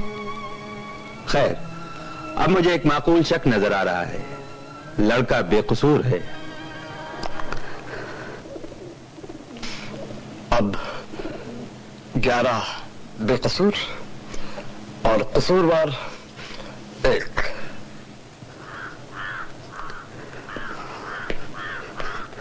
और भी तो कितने सारे सबूत हैं। वो बूढ़ा है और वो चाकू है और भी ना जाने क्या क्या है। आपने ही कहा था कि बाकी सबूत उठा के खिड़की से बाहर फेंक दो। आप अकेले हैं। मुझे कोई परवाह नहीं, ये मेरा हक है। बेशक, ये आपका हक है।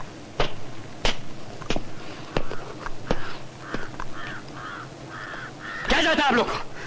मैं कहता हूं कि लड़का कसूरवार है। आप इसकी वजह बताइए। मैं बता चुका हूं उसकी वजह। हमें आपकी वजह पर शक है। आप बताइए, आपकी नजर में लड़का कसूरवार क्यों है?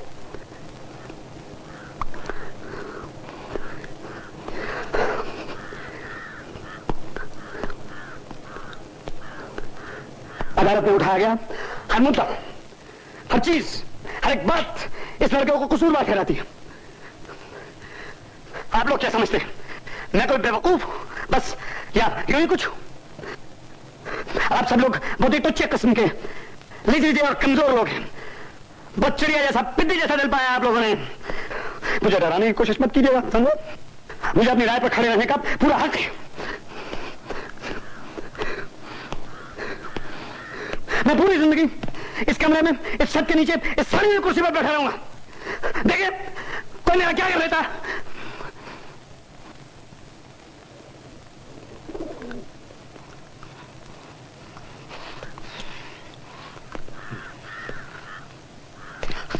उस बूढ़े की बात क्यों नहीं लेते आप, जिसने सब कुछ सुना? या वो चाकू सिर्फ इसलिए क्योंकि इन साहब को बिल्कुल वैसे ही चाकू मिल गया? उस बूढ़े ने देखा इस लड़के को भागते हुए, इसमें कितने सेकंड लगे, इससे क्या फर्क पड़ता? और भी बहुत सी बातें, जेब से चाकू गिर गया, इससे क्या साबित होता कि बूढ़े ने लड़के को भागते हुए नहीं देखा? कुछ साबित नहीं होता। आप लोग देख नहीं रहे यहां हर चीज का मतलब बदल दिया गया। जैसे कि वो चश्मा, आपको कैसे मालूम कि वो चश्मा पहनती थी या नहीं? सिर्फ इसलिए कि उसने अदालत में खड़े होकर हलफ उठाया। और क्या चाहते हैं आप? That's it?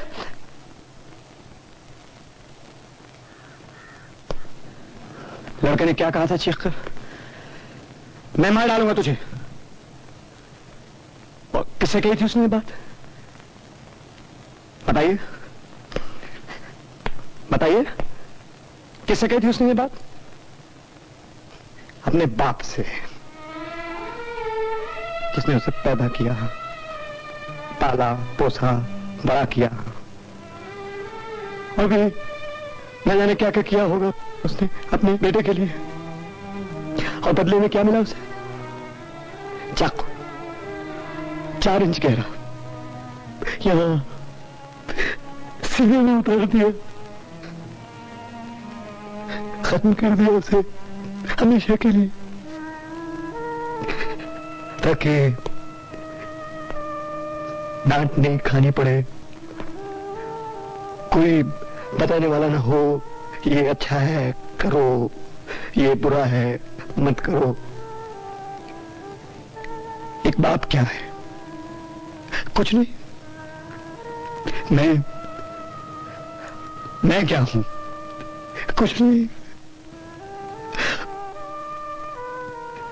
मेरा बेटा, उसने मुझे यहां गाल पे जोर से थप्पड़ मारा 2 बार और भाग गया मुझे छोड़कर अकेला। उसकी मां मर गई, उसका गम भी देखने भी नहीं आया उसे।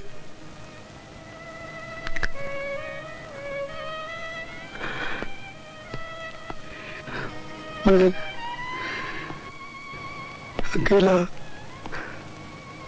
अकेला बैठा रहता हूं।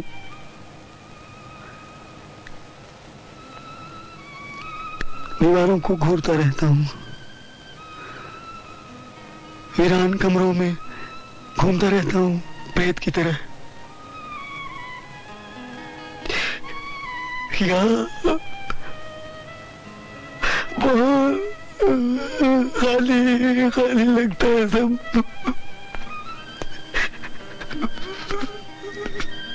ये सूनापन उस चाकू से भी पत्थर है। कितनी बार मरना पड़ेगा मुझे? कितनी बार मरूंगा अपने बेटे के लिए?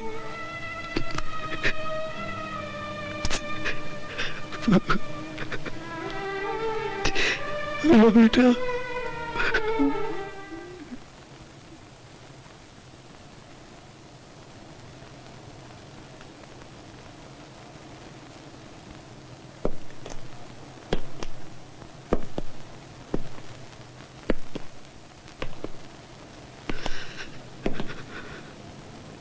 मुल्जिम आपका बेटा नहीं है, किसी और का है। उसे भी जीने का हक दीजिए।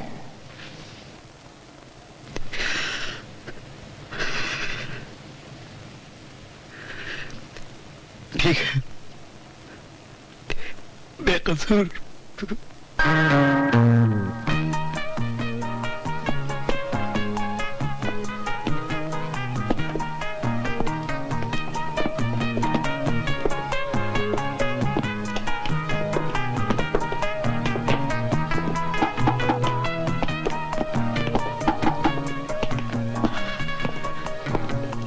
हम सब तैयार हैं।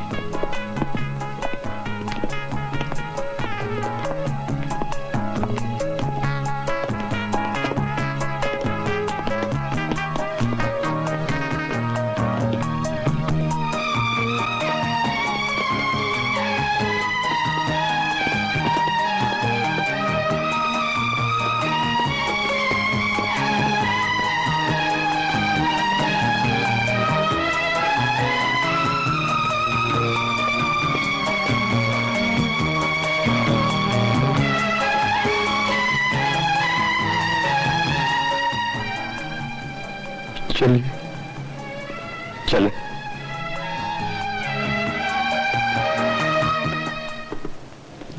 देखिए चलिए, अच्छा है, खत्म हुआ। एक बार बारिश कहाँ हुई? हमें ये वाला आप लीजिएगा, बस विजिट। मैं आपको लिफ्ट देता हूँ, चलिए भाई। काफी बारिश हुई, अब ठंडक हो जाएगी।